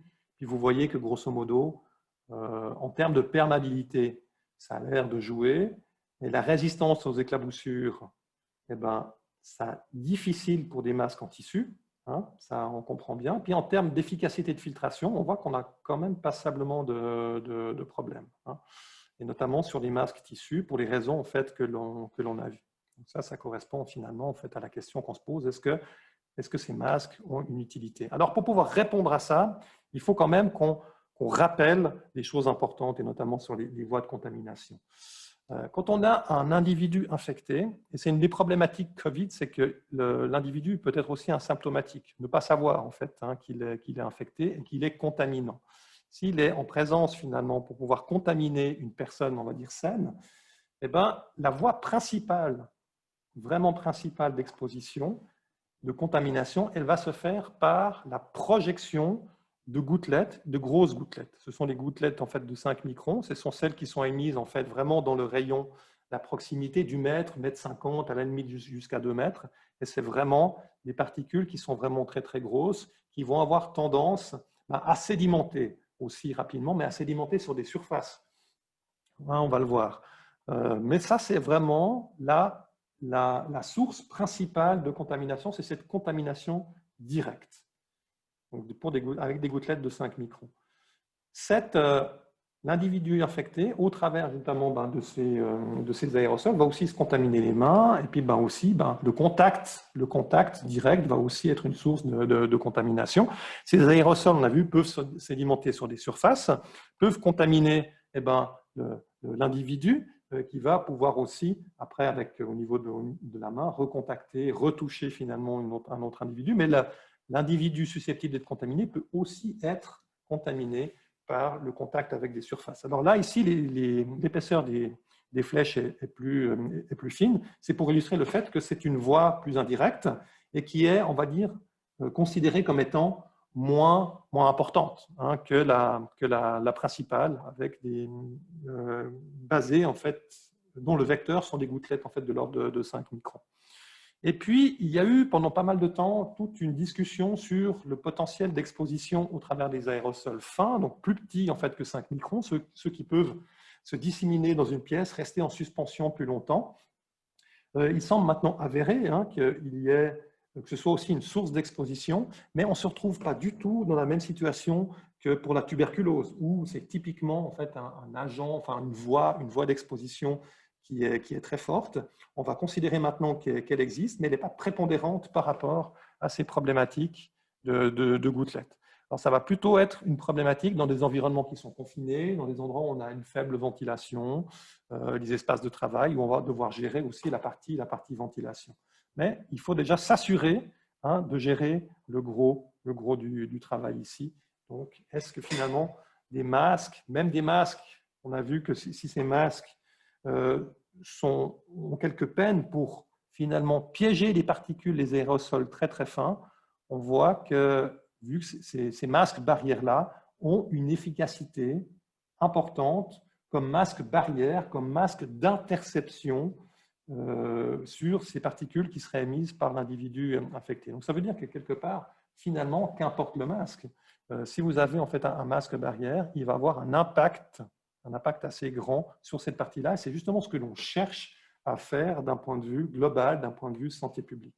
Et c'est ce qui a poussé en fait au mois d'octobre tout un groupe de spécialistes de la santé au travail de se positionner pour rappeler que finalement un masque, il est important dans le cadre de la problématique Covid, non pas pour protéger le porteur, mais il a une vocation globale, une vocation de population. C'est une mesure collective et que quelque part, même si le masque il n'est pas parfait et il ne le sera jamais, eh ben, il a quand même son utilité. Et donc, il faut qu'il soit porté, il faut qu'il soit bien porté, mais surtout qu'il soit porté finalement, quand c'est nécessaire, par le plus grand nombre. Donc, c'est transcender finalement des réflexes individuels en disant « Oh, mais d'un point de vue personnel, ce masque ne me protège pas super bien. Ok, mais il a quand même en fait son apport concernant l'approche plus globale. » Alors, on a vu pas mal de choses d'un point de vue technique. Et en conclusion, j'aimerais prendre un petit peu de recul. C'est un peu l'illustration de cette vidéo de Sciences et Vie. Se dire, essayons de replacer les masques vraiment dans ce contexte de prévention. Et ça va être notre conclusion. Regardons ceci. De ce point de vue-là, nous avons une population saine et nous avons un méchant virus. La problématique, c'est l'exposition de cette population. Et si on veut contrôler cette exposition, le risque de contamination, eh ben, il va falloir que nous placions finalement entre ce danger, donc la présence finalement de ce virus qui circule dans la population infectée, on va devoir mettre des interceptions, on va devoir mettre des protections. Alors, on en a une, on en a parlé, là, c'est les masques. Alors, on pourrait très bien imaginer, voilà, je vais équiper les gens avec des masques. Donc ici, j'ai une plaque, c'est mes masques, ça va représenter l'efficacité de mes masques. Je vais placer cette protection-là en disant, voilà, je vais intercepter si les gens portent des masques. Ah, ouais, mais le problème, c'est qu'on vient de le voir, les masques, ils ne sont pas parfaits. Donc, du coup, il y a des trous. Vous voyez où je veux en venir? Le modèle que je suis en train de vous présenter, il s'appelle le modèle Swiss Cheese Model. Donc, ces trous-là, on en a parlé d'un point de vue technique, mais aussi, on a aussi des recommandations liées au masque en disant, oui, le masque, il ne faut pas le toucher parce qu'il peut être contaminé, donc, mais c'est impossible. On se touche le visage, vous et moi, en moyenne, selon les estimations, plus de 300 fois par jour. Et ça, de manière complètement intuitive, de manière complètement inconsciente. Donc, on touche le visage, on se touche le masque en permanence. Donc, on voit bien que le port de masque, il y a des trous là-dedans. Alors, il faut cumuler d'autres choses. Qu'est-ce qu'on peut faire d'autre? On peut avoir différents gestes barrières. Donc, l'éloignement, la distanciation, le lavage des mains. Parler des masques, justement, si je porte un masque, je sais que je vais le toucher. Donc, si je porte un masque, je dois me laver les mains. Ce n'est pas parce que je porte un masque que je n'ai plus besoin de me laver les mains. Et j'ai différents gestes barrières sociaux, je vais éternuer dans mon coude et tout ça. Ça aussi une certaine efficacité. Je rajoute encore une couche. Puis vous voyez que ça va être de plus en plus difficile, finalement, au danger de passer là au travers sans être intercepté à un moment ou à un autre. On peut rajouter encore d'autres, on voit que ça continue, il y a encore une partie de la population qui est exposée.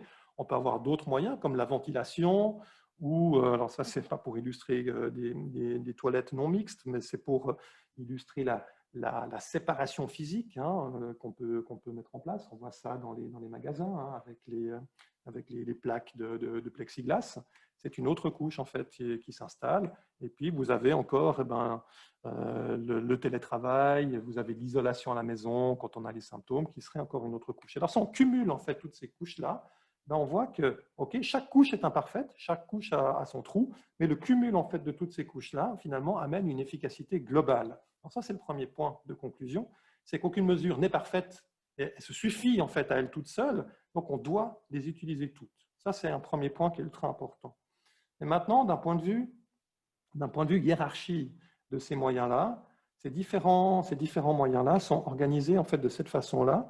C'est que ce dernier niveau, donc finalement de télétravail que vous avez là, ont pour but finalement d'écarter à la base la présence du danger proche finalement de la population à protéger. C'est ce qu'on va appeler en fait des moyens stratégiques. On a des moyens d'ordre technique, qui sont la ventilation, notamment, donc la construction aussi de parois. On a des mesures qui sont d'ordre organisationnel. Donc ça, c'est vraiment le comportement des gens, c'est l'éducation en fait, des gens, ce sont les procédures. Et puis des moyens personnels, typiquement les masques, ça pourrait être aussi les visières et ainsi de suite. Donc, si vous prenez en fait, les premières lettres en fait, de chacun de ces niveaux, vous avez l'acronyme STOP qui apparaît, c'est l'acronyme utilisé par la SUVA, en fait, pour vous signifier qu'il y a un ordre, il y a une hiérarchie en fait, de mise en place de ces différents moyens qui est basée sur l'efficacité. Les moyens stratégiques resteront toujours plus efficaces d'un point de vue global, donc ils doivent être mis en priorité. Et finalement, les masques interviennent tout à la fin. Les masques ont pour objectif d'aller gérer un risque résiduel qui n'aurait pas été pris en charge par les niveaux en fait, qui étaient au-dessus. Donc ça, c'est le deuxième point, c'est que les mesures sont appliquées par ordre décroissant de leur efficacité. Voilà, nous sommes arrivés au bout. Je veux déjà, vous remercier pour votre attention. Et puis, je pense qu'on a, pour ceux qui ont du temps, je vais passer au travers des questions qui sont ici. Pour les autres qui doivent partir, pas de problème. Vous allez donc recevoir la présentation en PDF et vous retrouverez l'entier de la présentation sur la chaîne. Vous recevrez le lien aussi dans votre email sur la chaîne YouTube de Talkspro. Alors, au niveau des questions,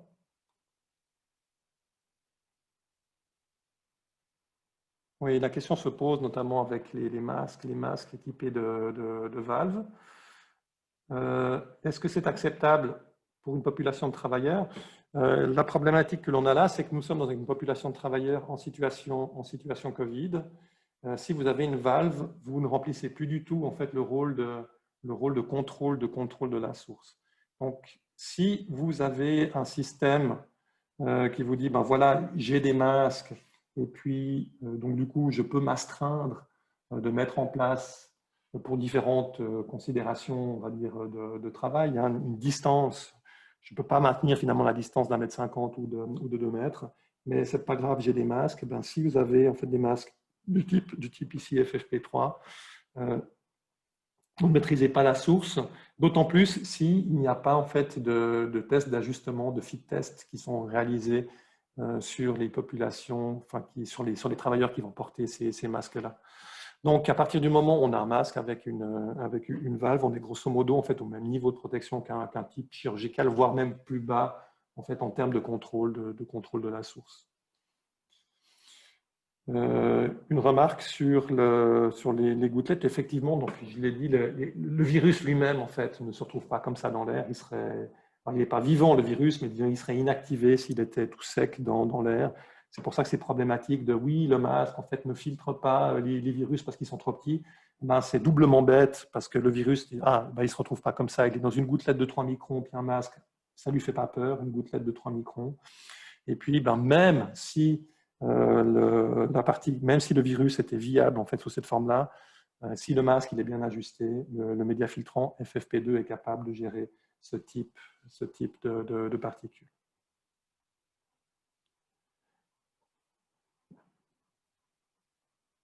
Beaucoup de masques sont fournis en fait sans emballage non étanche. Ça pose un problème. Alors généralement, s'ils sont fournis dans un emballage non étanche, ils ne devraient pas être chargés électrostatiquement. Si vous prenez typiquement chez 3M, les masques Aura sont emballés séparément. Ils ont leur petit sachet de conservation parce que les charges électrostatiques se détruisent en contact avec l'humidité. Donc ça, c'est déjà une chose. C'est un vrai problème, ces questions d'emballage. On a surtout des problématiques, nous, sur les masques médicaux, où on a des masques en fait, qui ont des odeurs. Les gens se plaignent, ça leur fait même certains, pour des personnes sensibles, ça peut même leur faire des céphalées, des maux de tête. Et puis, en analysant les émissions de certains masques, on a pu mettre en lumière que certains masques étaient contaminés par des hydrocarbures type C10, C12, donc du diesel. Et c'est quand même, et ça c'est typique en fait de ce qui se passe quand on a un mauvais stockage longtemps dans des endroits qui sont faiblement ventilés, puis vous avez des camions qui passent de gauche et de droite, vous avez des engins. Ça va diffuser au travers des cartons. Et puis finalement, ces masques-là, c'est du plastique, c'est du polyéthylène. Ça a une certaine affinité pour les hydrocarbures, donc ça peut poser du problème. La conservation des masques a été un problème aussi au niveau stockage de la Confédération. Vous vous rappelez certainement cet épisode en fait, de masques qui ont été stockés un peu trop longtemps dans des conditions trop humides. Et puis, il y a des moisissures qui se sont développées. Ce n'est pas une bonne idée en fait, de porter des masques moisis. Ça, tout le monde le comprend. Donc oui, c'est effectivement un problème.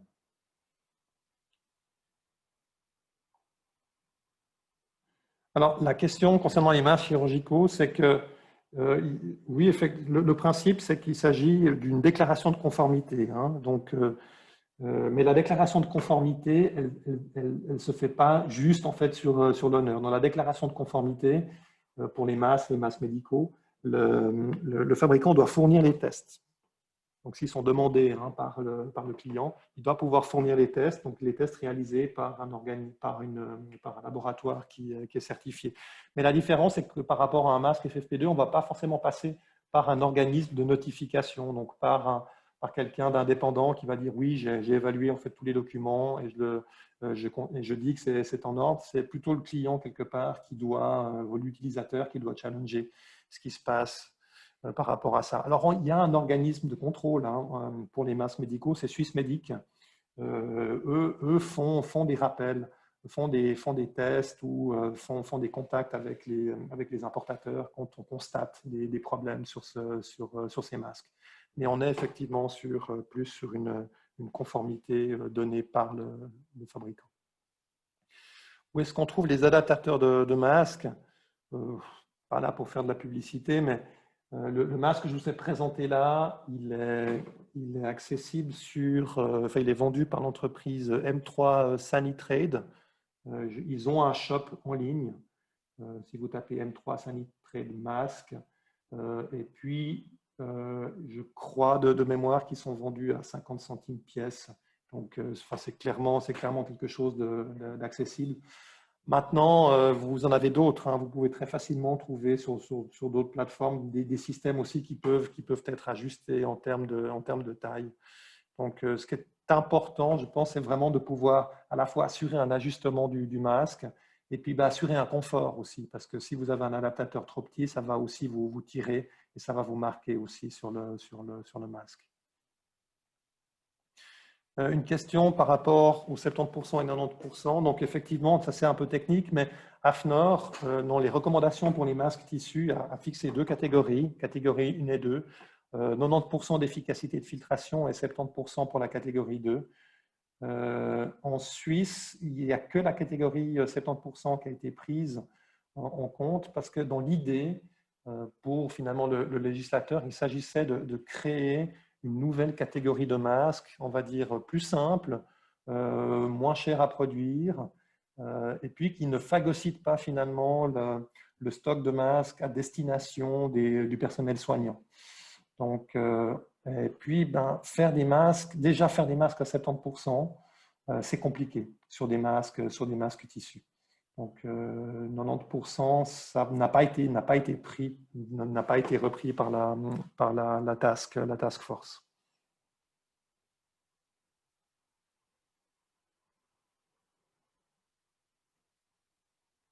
Petite question concernant l'efficacité des masques chirurgicaux après 10 lavages.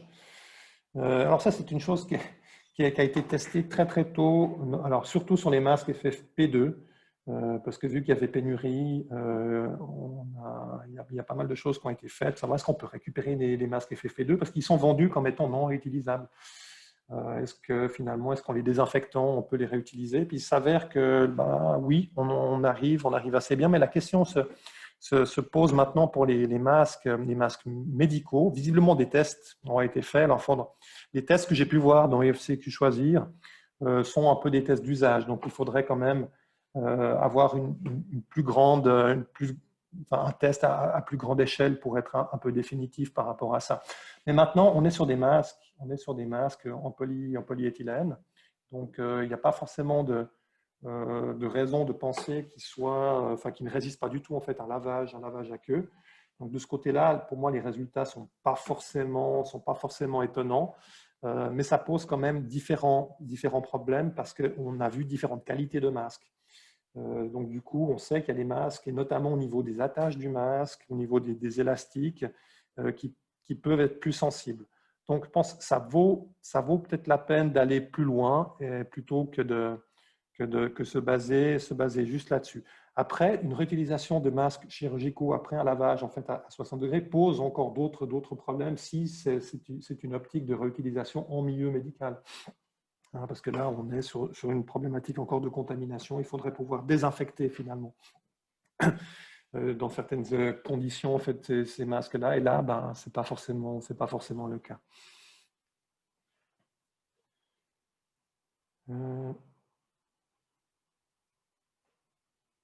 Ouais, le port de masque, donc la durée du port de masque, c'est une vraie question.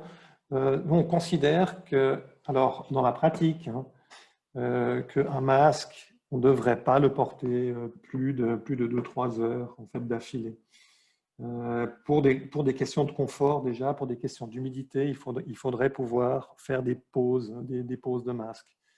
Donc, avoir le masque sur le nez toute la journée, c'est ce que font malheureusement dans certaines professions, on est obligé, hein, personnel médical notamment. Alors du coup, ils vont plutôt le faire 4 heures d'affilée, puis pouvoir faire une pause en fait à un moment donné. Mais on voit les dégâts, hein, notamment au niveau dermatologique. Mais là, c'est le masque qui est utilisé vraiment de manière chronique. Ouais, les recommandations sont vraiment, ces 2 heures. Il faut pouvoir laisser aussi sécher finalement ce masque-là et pouvoir de pouvoir aussi, pour des questions de confort, faire des pauses de masque. Donc, mes recommandations sont plutôt aux alentours de 2 heures.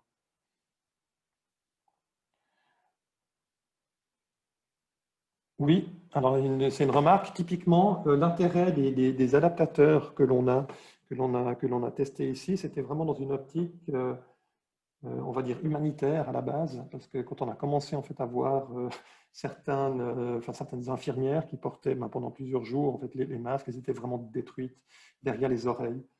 C'était quasiment en sang, et, c'était vraiment très très douloureux. Et c'est vraiment tous ces systèmes-là de masques, quand on a vu arriver maintenant les KN95 aussi avec le même type de fixation, c'est posé le problème.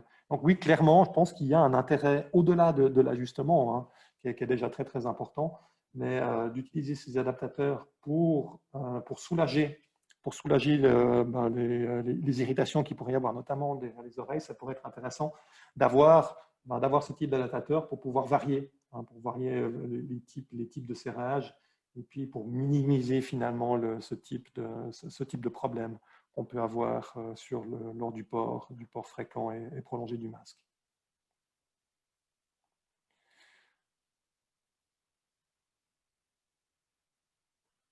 Voilà, une question concernant les masques. On a vu alors que ce qui est vraiment important, hein, c'est de porter le masque, et que le masque tissu, quelque part, va aussi avoir son impact sur la gestion de la source. Sur ce qui nous importe, c'est vraiment gérer la projection de ces grosses gouttelettes qui peuvent à la fois de façon directe aller sur le visage, sur les muqueuses de la personne qui est en face, mais aussi d'aller contaminer les surfaces, puis aller contaminer aussi les aliments.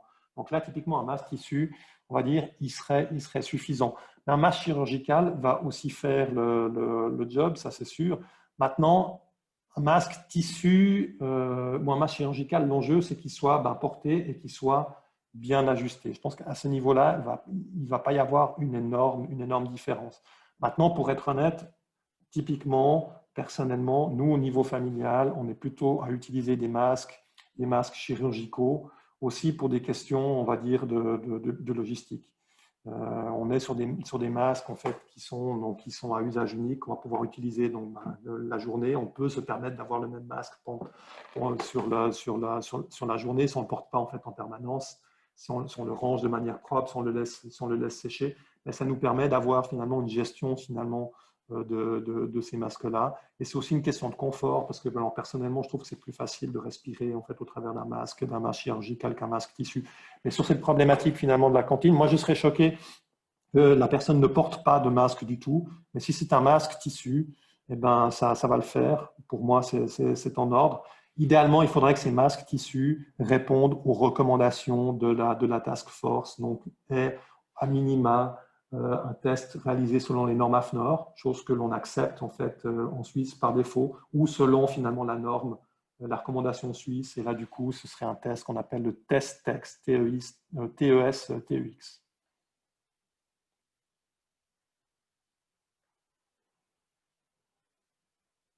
Ouais, est-ce qu'on peut cumuler finalement le type de masque pour protéger les personnes, donc notamment est-ce qu'on pourrait mettre finalement recouvrir en fait une valve, un système FFP3 avec un masque, enfin avec un masque chirurgical par-dessus. En théorie, on peut le faire maintenant en termes de pratique, en termes d'efficacité, ça n'a pas du tout été testé parce que c'est pas du tout en fait conçu pour fonctionner comme ceci. Donc on a meilleur temps finalement de passer sur un masque type FFP2, mais qui ne serait pas équipé de valve pour le coup. Comme ça, vous faites en fait une pierre deux coups. Voilà, les masques lavables, plusieurs fois, vrai ou fake news. Mais pour l'instant, effectivement, on en a parlé, c'est différentes associations de consommateurs ont fait des tests de leur côté. Ce ne sont pas des tests, on va dire, qui sont, de mon point de vue, suffisants pour pouvoir être définitifs, mais ils posent une question. Donc, il faut certainement aller plus loin. Mais quelque part, oui, je pense que c'est tout à fait plausible. Il faudra encore voir finalement les conditions derrière. Est-ce qu'il y a des masques en plexiglas? On commence à avoir des masques transparents parce que les masques posent on n'en a pas parlé, mais posent des problèmes en termes de communication interpersonne parce que il y a une grande partie, mine de rien, même pour les personnes entendantes, hein, pour se comprendre, on lit de manière intuitive quand même un peu sur les lèvres. pour les personnes malentendantes, c'est un vrai problème. Donc, il y a toute une série de fabricants qui essayent de développer des masques transparents. Donc, vous avez des masques en silicone, des masques en élastomère, vous en avez en plexi. Alors, plexi, c'est un petit peu dur, donc il faudrait avoir une interface, en fait, un joint. Mais on a aussi des gens qui veulent développer des choses en cellulose transparente ou des choses comme ça. Oui, ça existe, mais ça reste quand même à la marge. Ça reste des masques qui sont quand même relativement plus chers. Et puis, surtout, en termes de médias filtrants, on va pas plus difficilement pouvoir faire un média filtrant complètement transparent. Donc, on va devoir utiliser des systèmes de filtres qui vont devoir être connectés dessus. Donc, de fait, ce sont des masques qui sont plus complexes, donc plus chers. C'est un petit peu des masques à la marge, mais c'est l'objet en fait de développement de quelques fabricants. On regardera potentiellement pour des attestations par rapport à ce cours-là. On ira regarder ça.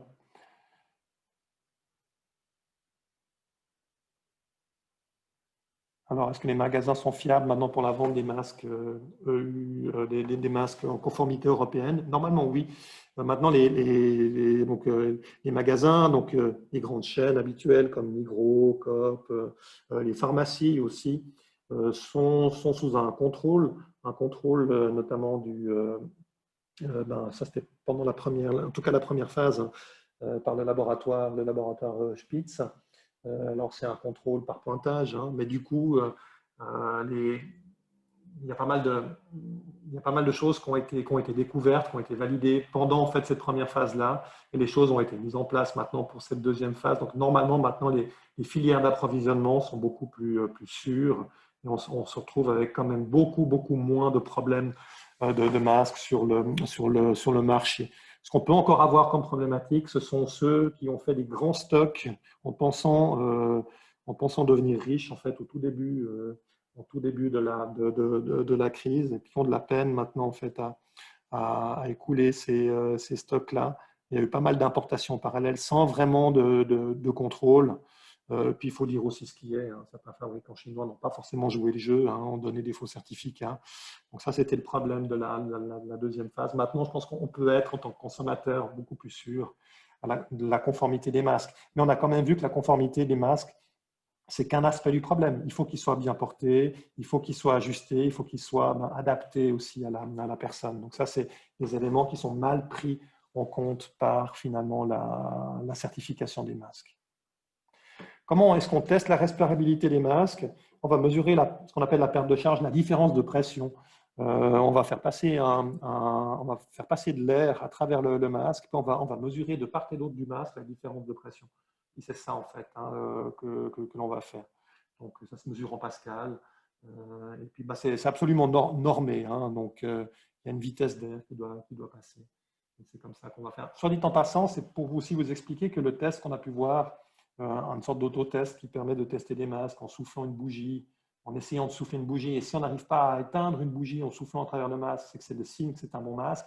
Ben, ce n'est pas tout à fait vrai, parce que ça voudrait dire, si c'est le cas, en fait, qu'un simple masque en carton épais serait un bon masque, parce qu'on ne peut pas souffler à travers un masque en carton épais. Donc, c'est un équilibre, c'est-à-dire qu'il n'y a pas trop en fait, d'air qui doit passer au travers du masque, parce que ça veut dire qu'il serait mal filtré, mais il faut quand même qu'il y ait une partie de l'air qui passe au travers du masque, parce que le masque, il doit pouvoir filtrer. Donc, ce n'est pas aussi simple hein, de pouvoir dire « Ah, ok, je teste mon masque, je n'arrive pas à souffler, à éteindre une bougie en soufflant en fait, au travers. » Ben, ce n'est pas un bon test. Plus de charge électrostatique après un lavage, hein, ça c'est sûr. Hein, si vous commencez en fait à laver un masque, et puis ce masque, typiquement un FFP2, était chargé électrostatiquement, vous avez détruit toutes les charges électriques. Alors après, dans un cas Covid, là où il s'agit d'aller gérer les particules qui sont plutôt de l'ordre de 3 à 5 microns, ça ne va pas vraiment porter à conséquence. Mais si c'est un masque qui est censé pouvoir vous protéger contre des nanoparticules, là, vous risquez d'avoir un problème. Alors, est-ce que la barbe a une influence sur l'efficacité des masques filtrants, FFP2 et N95? Ben, la réponse est oui, elle est énorme. C'est-à-dire que typiquement, un masque FFP2, donc un masque filtrant, doit être porté de manière ajustée, étanche. Et la seule façon de pouvoir le faire, eh ben, c'est d'éviter d'avoir de la pilosité faciale qui va interférer avec l'interface. Donc, dans les environnements où on doit porter ce type de masque, les FFP2, mais aussi les demi-masques, les masques panoramiques et tout ça, c'est juste pas possible d'avoir une barbe. Ça doit être interdit. Dans certains pays, c'est même juste en fait interdit. On n'a pas le droit en fait de faire ça. Donc, clairement, avec différents tests qu'on a pu réaliser, nous, le fait d'avoir une barbe plus ou moins prononcée, vous diminuez quasiment d'un facteur 10 l'efficacité de votre masque. Donc, si vous portez un masque FFP2, vous êtes rasé de près. Sinon, eh ben, vous êtes pas mieux qu'avec un masque qui contient une valve, grosso modo. Donc, ça, finalement, ça n'a pas de sens.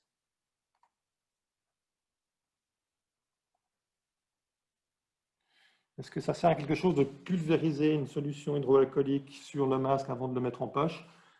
Clairement pas, non, parce que l'objectif, en fait, de retirer le masque, le mettre en poche, ce serait vraiment plutôt, en fait, d'aérer le masque, plutôt plutôt qu'il sèche.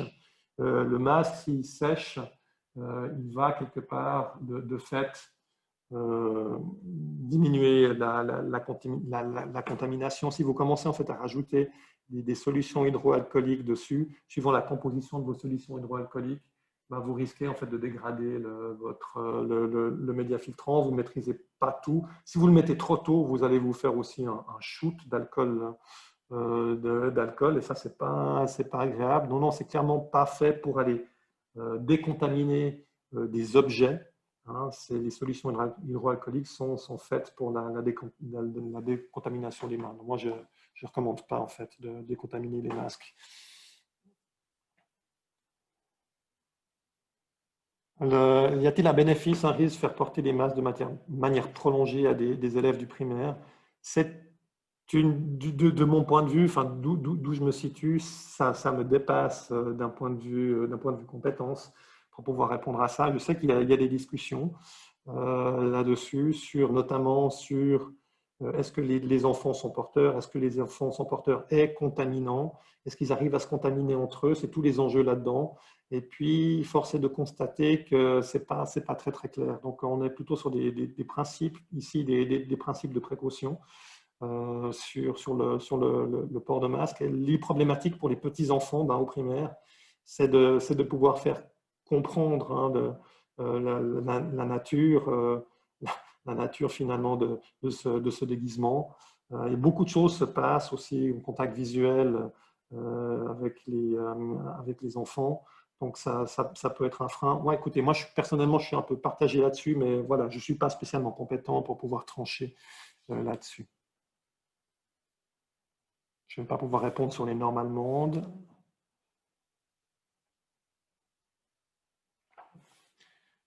Voilà. Puis un commentaire sur le fait, en fait de nettoyer les masques. Effectivement, si on nettoie les masques et on détruit le côté électrostatique, le côté électrostatique va avoir surtout un effet intéressant sur les très très fines particules. Pour les particules qui sont plus grosses, donc celles qui sont de l'ordre 3 à 5 microns, celles qui nous intéressent, eh ben, l'efficacité reste quand même assez fiable. Maintenant, si on fait des tests, les tests qui sont faits, typiquement sur des masques, les masques communautaires, les tests sont faits à 1 micron, donc du coup, on va être impacté de la perte de l'électricité statique. Mais par contre, ça ne veut pas dire que forcément le masque, pour le coup, sur des particules plus grandes, ait perdu vraiment énormément de capacité. Voilà, je vous remercie. J'ai fait, je pense, le tour des différentes questions. Il me reste maintenant à prendre congé de vous. Et puis, j'espère vous retrouver prochainement pour un prochain sujet. Merci à vous et puis faites attention à vous et à vos proches. Bonne journée.